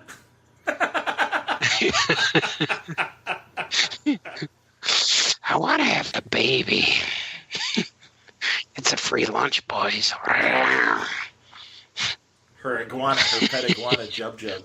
You know, it's so funny. Yeah. I was telling the guys earlier, I've been watching on YouTube because the wound keeps me awake, and seriously, I can't tell you how many 4 and 5 a.m.s in the last 4 months I am wide awake, and just like drumming my fingers, like please go to sleep, please go to sleep. So I've been watching Lou Grant episodes, but then I was watching on YouTube, but then I was also watching Rhoda on YouTube, and you got Marge, young Marge. Rhoda. When Marge is young, and it's only half a pack of cigarettes a day. Oh, come on, Rhoda. Was she the voice of her? She plays on there? Brenda, Rhoda's younger sister, on camera. Julie Kavner. Oh, yeah, cool. Great. Oh, and of course, she was on Tracy Ullman's show as a sketch performer on Tracy Ullman's show too. Now she's a brilliant comedian. She's been in Woody Allen movies. She's very, very funny. Julie. She has a movie called Rhoda. of course, Valerie Harper and Nancy Walker as her mother, Ida Morgenstern. I love her. She's great. Nancy Walker's hilarious, man. Rosie from the Bounty commercials, the waitress. Oh yeah, that little weird looking lady. Yeah, I always thought she was weird when I was a kid. She's funny as hell, and she was a talented director as well as an on-camera performer. And I always like Rhoda's pants and her headbands. Yeah, yeah. That's nice. Valerie Harper was cute. She was really cute. Absolutely. Hi, Mary. Hi, Ted. That was a spinoff, wasn't it? Of Mary Tyler Moore had Rhoda, and then Phyllis got her own show for a couple years, and that was a good show. Oh, that's right. It's Phyllis. Yep. It sure isn't you. Because they're talking about what makes the world light up. Phyllis, and they go, it sure isn't you. It's like, oh. I remember that. She was great. Cloris Leachman, man, in her 80s, still goddamn funny. Still ridiculously funny. And she was, wasn't she Wonder Woman's mother on the Linda Carter Wonder Woman? She might have been. I don't remember that. Hippolyta? She was, right? Because she was beautiful. She made was it Hippolyta or Hippolyta or Hippolyta? By the way, Hippolyta. Like Hippolyta. Exactly. I got a sister named Hippolyta. Hippolytus. There's she's from the Twilight Zone. She's Billy Mummy's mom. You're a bad man. When he's got the mind powers and he sends everybody to the cornfield. Now is it Mummy or Moomy? Billy Mummy. Oh, that's right. I forgot. I was talking about my favorite recent new imitations I like doing. I like doing Jonathan Harris from Dr. Smith. My dear boy. Yes, Major. I don't agree. You nefarious nincompoop. You pneumatic ninny. When he talks to the robot. Yes, Dr. Smith. If you don't mind putting this up your hiney hole. You test tube boob. I just like saying, my dear boy. Jonathan Harris. I tried that new one. I wasn't into it as much. On Netflix. That new Space Ghost, whatever it's called. Space? Yeah. Yeah, Lost in Space. I tried too, and I mean, people rave about it. And our dear friend Jan Jones, if she were on Telemundo. Oh, yeah. Legendary has the comic book rights to both classic Lost in Space and Netflix Lost in Space. Oh, the Lionsgate, or whatever it's called? Legendary. Legendary, yeah. She's doing good. Yeah, I was right with the movie or with the show, but I was like a lot of times I watch shows and I get what it's about, and then I stop watching. No, I agree. Yeah, I gotta finish watching all the Marvel Netflix shows because I'm afraid when the streaming things they're gonna Netflix won't have them anymore. Maybe they will, maybe they won't. I don't know because they did co-produce them, so I don't know if they. I think they'll be on the Marvel app. Probably be on there. Don't you think? I don't know because I know they said when they canceled Daredevil, Matt Murdock will return. So I imagine in some capacity they'll reboot the character on streaming, but I don't know if it'll still be Charlie Cox or not. Ooh, I just found out some pretty cool information. I got this Sonic the Hedgehog movie trailer. I haven't seen playing. it yet. How is it? It looks awful. I've only heard it people looks say like bad things about it. Go on. It looks like that Underdog movie Yes. when he was a real dog, or it looks like one of those type of movies. But he's a real hedgehog, but he looks like a guy, like he has a man body. It just looks weird. It's kind of like it looks like what movies did when they made cartoon movies in the 90s and 80s, like Popeye. That's exactly Robin what Williams, Popeye. Where? Flintstones with John Goodman. That's what it looks like to me. But there's a moment. I got it on pause right now. I just put it, and they're showing like a war room with army guys, and there's some kind of sergeant or general colonel guy, and it is, from what it looks like, it's our good friend Michael Hogan. We love Michael Hogan. Colonel Ty lives. Yeah. So I will watch this movie just to see my friend on the beach. Well, that's another excuse for him to jump back on the convention circuit. So I hope he does it, because I know he's been doing a Canadian television drama since Galactica, and he's very much in demand on Canadian television, and rightfully so. He's a great actor. My God. Yeah, he's awesome. I can't wait to drink coffee with him. Seriously, man, I hope we're all at a show, and I can talk to him as well too, because I'm such a fan of his. I still say that is one of my greatest ever comic convention moments, was when he just like walked up. Jesus, Artie, where you been? Yeah, where you been? And it's great. He does it in that awesome Canadian voice of his, and it's totally like Colonel Ty just suddenly like walking off of Galactica's bridge and finding Artie in the mess hall or something. It's like, where the hell you been? The Cylons have been up my ass the last 2 hours. Oh, how you doing? Yeah, he's cool. And seriously, me, Tim Seeley, Norton, and Brian Salazar are all like, what? Yeah. You really do know him? Hardy knows that guy. How's it going, Hogan? Yeah, great. Hey, man. He goes, don't drink. And then he goes, what you got there? I said, a Red Bull. Oh, that'll kill you. I'll be right back. I'm going to go smoke a cigarette. That's right. That's what he said. And he came back and he hung out with us, and I'm like, oh my God. And I told him my favorite scene when he's on when they're having the trial for Beltar, and he's drunk out of his mind, and the defense attorney for Beltar is like, you'd like to see him dead, wouldn't you, Colonel? You're goddamn right. And he's drunk, and it's totally like his Kane Mutiny moment and I go, dude, you're Bogart in the Kane Mutiny. He goes, good, that's what I was going for. And I'm like, oh man, I go, that was awesome to watch. We were all freaking. Colonel Ty. Yeah. Artie's you're an honorary member of the Galactica fleet, because you know Colonel Ty and you know Admiral Adama. You know Eddie. Yeah, I know him. Yeah, and Colonel Ty was also Slade on the Smallville That's right. show. He was Deathstroke. Yes, he was. He was Deathstroke. So I watched the rest of this Sonic trailer, and it reminds me of what they did with Mario Brothers in the 80s. No, it's gonna buy it. Gene Carrey, what's his name? The guy from The Mask. Oh, Jim Carrey. Jim Carrey. I'm like, Gene Carrey. Gene Carrey. Gene Carrey's in it. He's the bad guy. Yeah, I heard that he's the bad guy. Yeah, I've heard that. And it looks. And earlier today, I showed my my kids the photo of what Sonic looks like, without any influence. I just held up my phone and showed it to him, and my son said, "Oh, that's Sonic." I'm like, "Yep." And they're like, "What's that from?" I said, "It's the new movie." Oh, this don't even look like him. That's what he said. It's going to see how kids react to it, because I don't care. I mean, I wasn't a Sonic guy in the 90s for that matter. So why would I be now? But I have to draw him all the time. I can appreciate that. Sonic at shows. That makes sense.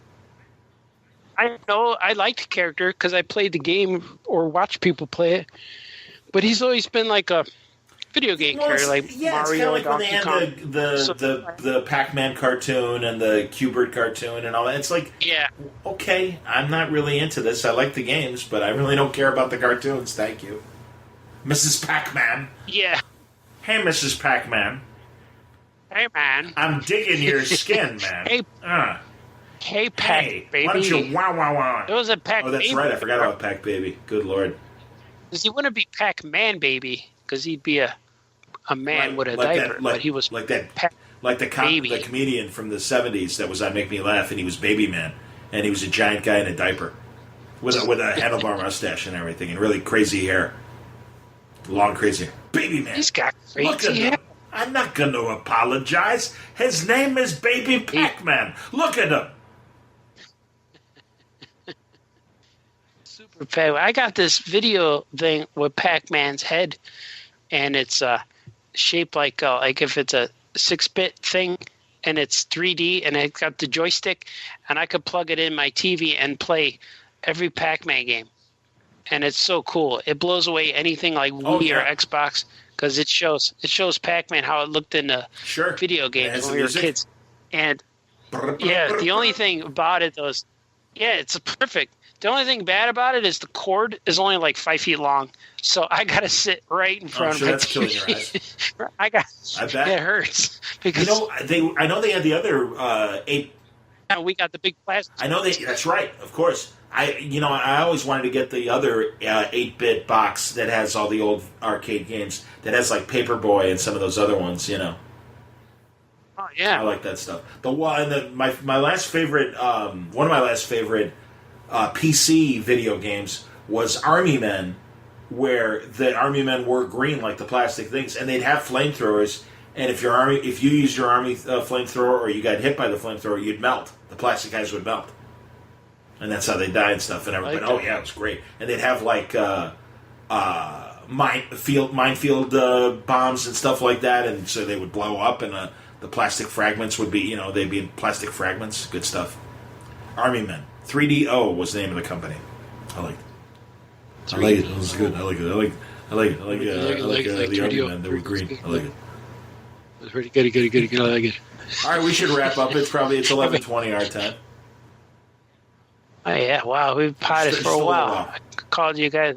I know. 3 hours ago. Think about it. Was it? Yeah, it you was, called right? It 8:45, and that was 3 hours ago.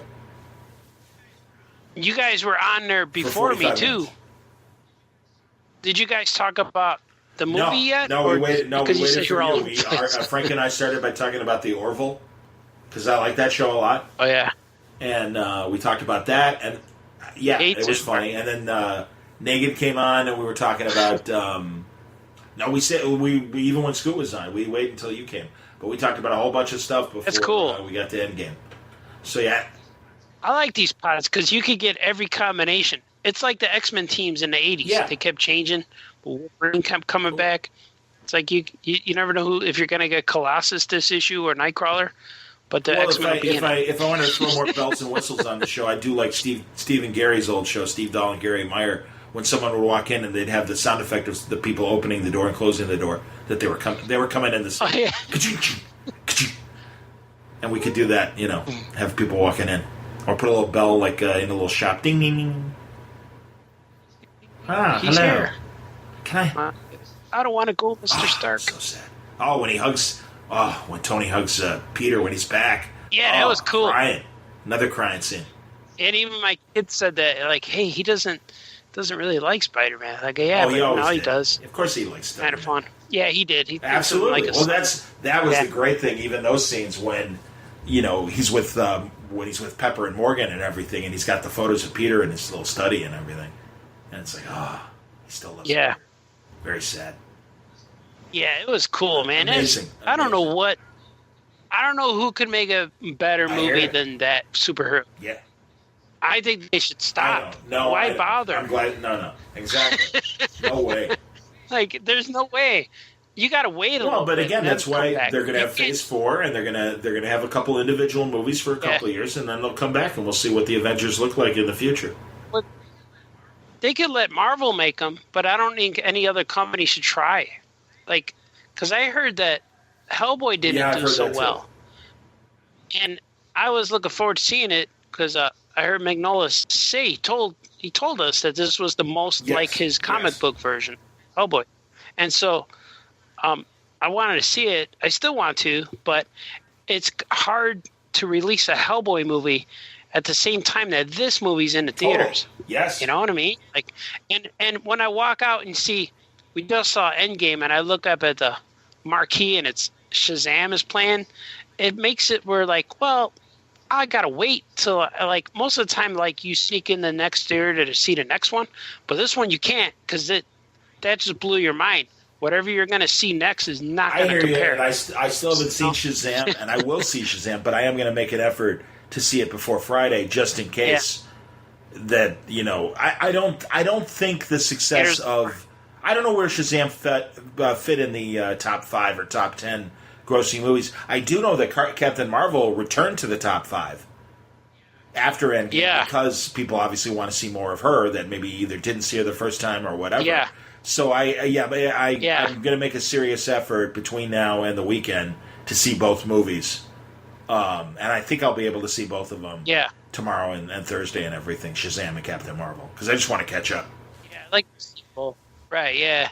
I have a bunch of DVDs that I need to watch still. Well, as far as Marvel movies? It's like DC ones too. It's like homework assignments. I gotta get these done. Yeah, absolutely. It's like and again, that's why I like Justice League. I wanted to talk to Susan, and I really wanted to help her promote the movie and promote the sales of the movie. And she's a trooper. She always is like, whenever I got something new, I'm happy to talk to you.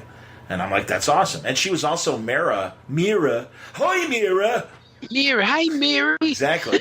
Hi, Mira. In the Aquaman Lego movie. She played Mira. Aquaman. Oh, that's cool. I like Aquaman. Aquaman. And it's weird when people call him Aqua. That's what Aquaman. Like they did on Super Friends. Meanwhile, Aquaman. Cartoons. Hey Ted, it's Aquaman. Not to me, it isn't. Leave me alone. Oh, Lou, they're making fun of me, Lou. I'm speaking. Hi, Mary. Hi, Mira. Welcome to Atlantis. I'm Murray. I live in Atlantis. I live underwater. Here, this is me breathing underwater. I love, the guy who used to play Jabberjaw, Frank Welker, great voiceover actor. He's still around. Still an amazing voice actor. I saw him on Dinah Shore, and he taught everyone how to do the underwater effect. And he's like, live from Greenland, the Dinah Shore show. And it's just, you know how to do that? With your finger? Yeah, you just your lips, you get your lips kind of wet, and you go back and forth. It's a good technique to use in other activities for you youngsters. For you youngsters out there who pass sex ed, here's a little idea. Oh my God. Ooh. Try this. Hi, Marie. I just did the Atlantis thing on Marie, my wife. She loved it. My wife, Debbie. On Mary Tyler Moore, Marie was married, and his wife was Joyce Buffon. And she, by the way, was also the wife on, we were talking about it before, Big John, Little John, with Robbie Rist. But their child on Mary Tyler Moore was Helen Hunt when she's a kid. Like, she's 12 years old on Mary Tyler Moore. And it's amazing. It's like, oh my God, look at Helen Hunt when she's a baby. That's cool. But she played Murray Slaughter's, hi, Dad! There's my kid. She's going to grow up and marry Paul Reiser. That's right? It's true. Phoebe Buffay. I like Phoebe. Hello. Hello, Phoebe. You're on there. Hello. And those shows are 25 years old now. Isn't that insane? Yeah, I randomly watch them too when I'm watching Netflix. I put on a episode too. Just regular it's cable. Cool. Just regular cable, they're on almost 24 hours a day. Yeah.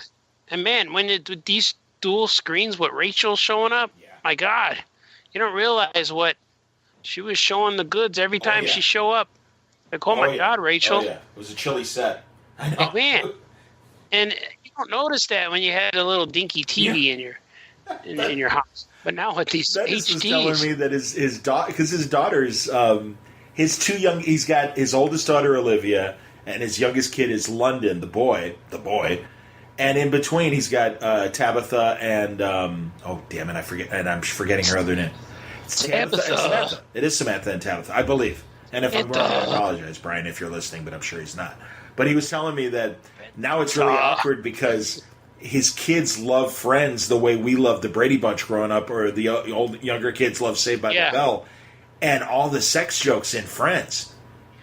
And it's really embarrassing. And it's like, Dad, what does, a hot lunch special mean? And it's like, whoa. And he's like, you don't need to know. Or he's got to make something up. But yeah, he was telling me how awkward it was. Olivia, Tabitha. I can't remember his other child's name. Olivia Dukakis. exactly. I know that when my kids hear stuff, I know that they know it's weird, but they kind of get it because they laugh. That's how I know. Like, I bet they giggle. Yeah. So it's kind of weird. I know it. There's a lot of censoring to do, but a lot of times, like, they're not really interested in watching what we like anyway, so it's kind of good. Oh yeah. But they're not like, I'll put on a movie and half the room will clear. 2 people will stay. Sure. No, So that happens a lot. Well, I rented Infinity War last week because I wanted to watch it before we saw this, so we watched it, and everyone else, the 2 guys stayed and the girls left. So it's like, that's all right. You can leave. You don't want to watch it. And my daughter's funny. Is this true? Is this a spoiler? See, you should have went with us. But it would have been, I don't know if she would have lasted the 3 hours. Oh, I did not feel like it was 3 hours. It was fantastic. It was because we were thinking it. Not slow. Like, because I've heard some people go, well, Act 1 and Act 2 was kind of slow. I'm like, not for me. All that character stuff was important to each character, and they were important moments into developing the characters. It was fantastic. To talk. It was amazing. Was not boring, it was amazing, right? and I can't wait to see it again. It is. Yeah, right. Because there's a lot of times I'll take the kids to the movies, and Audrey will sit next to me, and she'll say, "I don't know what's going on." I said, "No, I'll say either do I." Like we watched several movies, like Batman, Superman movies. They were both lost until they started fighting. But there was a lot of if movies I can quote like younger that. Audrey, boring. Yeah. That's like one of my favorite things I've ever heard about her, and it's like I can totally see Audrey doing that, and it cracked me up. Yes. Boring. Yeah. She does that. Or now she'll look at me and say, no, no, and then she'll leave. She'll say, that's enough out of you, and she'll leave. That's excellent. And say, you're just 2. She'll say, you don't have to, you're just 2, and then she'll leave. She's fun. If I'm not working, boy, this is both personal but I don't mind saying it on the pod. Next Saturday is Canelo and Danny Jacob. Yeah, and it's on DAZN, and I have DAZN. So if I'm not working Saturday night, I can. And it's not. I mean, I'll have it. So if you want to come over, even like another night, I'll have it so you can watch it. Oh yeah, right, and it won't be on. Streaming. It won't like. I don't think they're going to repeat it on any over-the-air or cable packages. I think it's only going to be on DAZN because they want people to subscribe to DAZN.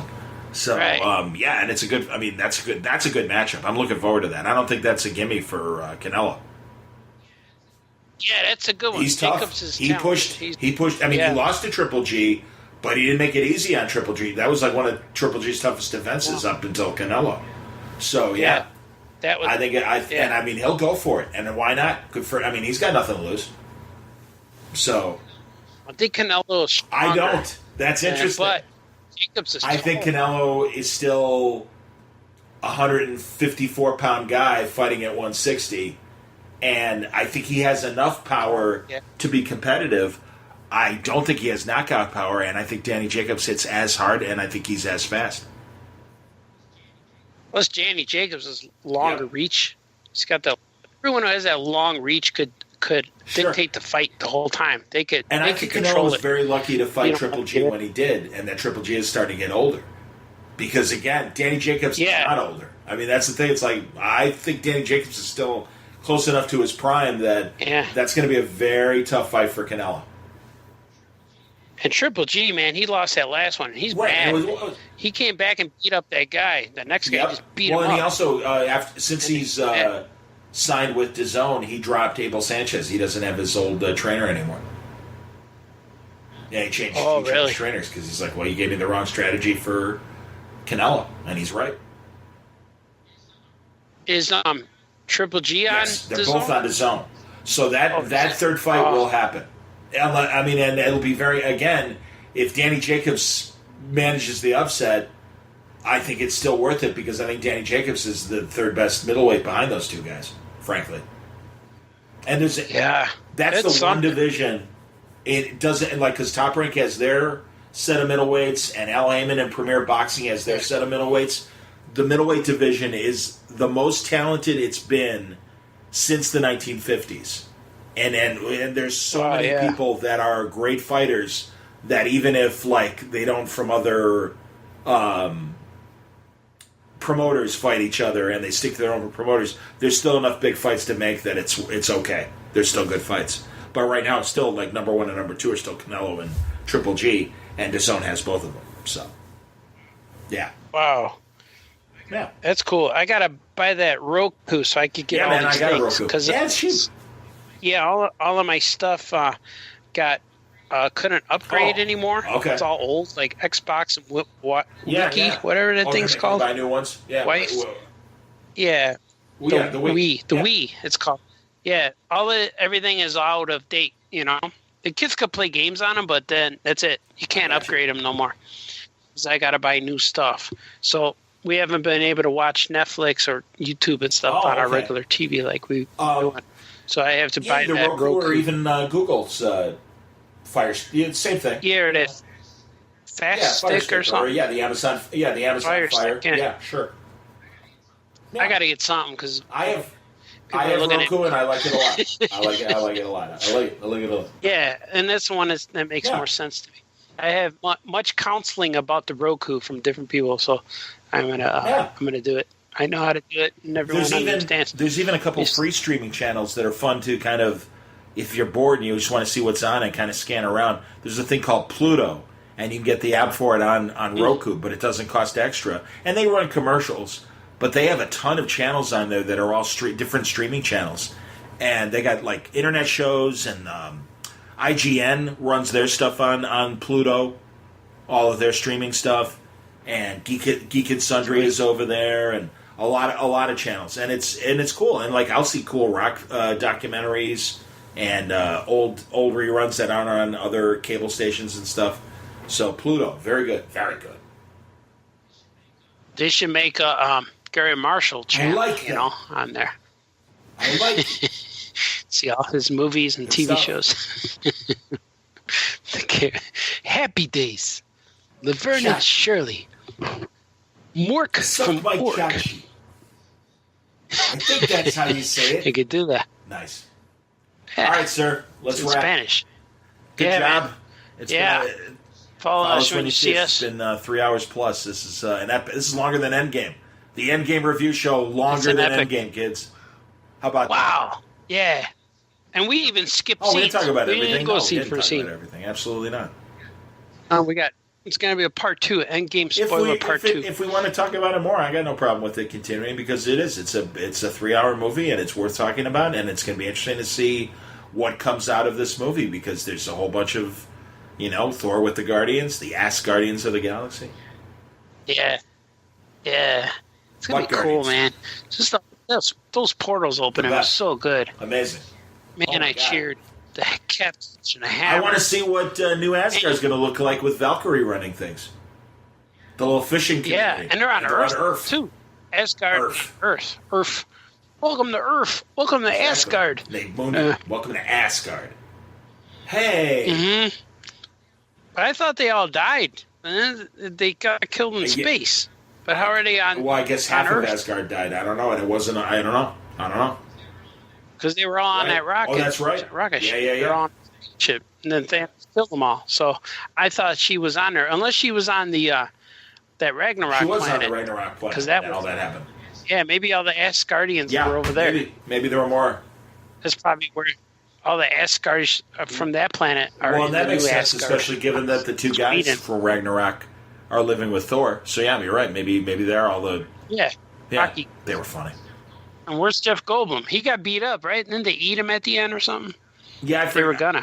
After I forget. Yeah, something happened in the end credits. I don't remember. They were gonna peel the skin off his bones. Eat him. They were gonna fillet him like Harold's chicken.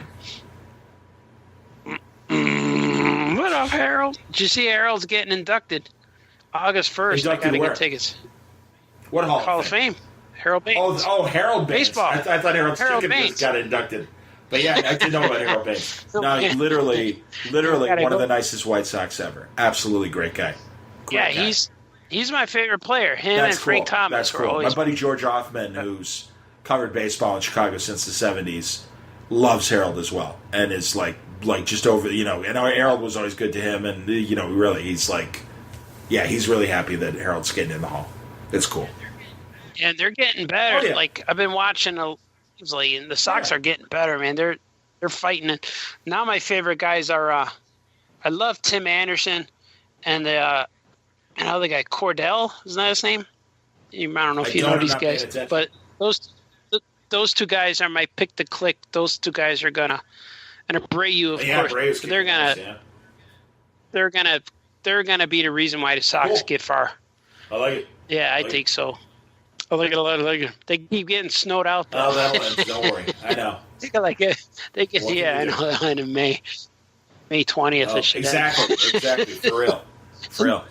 And then my wife, she was like, "Are the Sox out of it yet?" I said, "No, not yet." And she said, "Well, why not?" I said, "Well, they just started in April. They're still playing, not even a month." She goes, "Oh, okay. So it's still good." I go, "Yeah, we're still good. It's a good season." It just wrapped the fourth week, for God's sake. Yeah, it's me in June or July, and I'll tell you. Exactly. Wow. The baseball season's always exciting. No, I know. Believe me, I spend many a Cubs season where it's June. It's like, all right, they're out of it. Oh. Yeah, they're 14 games back. And June 1st. Rick Monday. Like, it was the anniversary of when Rick Monday, somebody back in 1976, they tried to light a flag on fire in Dodger Stadium. Oh, yeah. Rick Monday grabbed it from him and saved the flag. And that's always like... Yeah, just videos. Yeah, it was just every year on the anniversary they show the videos and stuff. They go viral. And that's good. And it's like, there you go. There's a good Cub moment. Yeah, what they finished that year? 8th? Okay, great. Yeah. All right, never mind. I like this only... Yeah, there's only 6 teams in the division. I know. 6 teams in the division. 8th. Yeah. Who was... They finished 6th. Who was the manager back then? Herman Franks? Okay, never mind. Herman Franks. He sounded like Herman Franks. He really did. He's the bagger over at Pool. Like Terry Bevington. You guys said you're Terry Bevington. Don't get me wrong. Yeah, I know. They're hurting guys. They had softball uniforms for 10 years. So bad. Yeah. It's good stuff. Yeah, man. All right, Faust, when you see us. Good pod. Yeah. Yeah, it's a good pod, Johnny. I missed Did we do good? We did We do good today? We did. You missed when I was jamming on Port Negan at the beginning of the show. He just kept asking, like... I'll rewind it right now. Actually, it'd be good. It's worth it. And Scoot. Why does Scoot do arts and crafts during our show? I don't know. He saws wood and builds sculpts. I don't understand. He's chopping. He's ice picking ice. Hey, I don't know stop doing it. I had to lay the law down. It's like, seriously, stop doing it. It's not funny. Dumbass. He's drawn on a squeaky table. Eating corn chips. He's crunching leaves. We got to set up like Tom Cruise in the first Mission Impossible movie when he's free falling down to avoid all the lasers, and he's on all the strings. And so we got to put Scoot on that when he podcasts, so he can't motion. He can't move anything. We should kind of do what they did with Doctor Strange's fingers. Remember, he's in that cast, the metal. Got to do that something with him. He's good, man. All right, on your left. Cool, man. 3,000. Right on. 3,000 on your left. I like Pink very much, Lois. Very much, Lois. Oh, Endgame, man. They don't need to make any more. I'm telling you.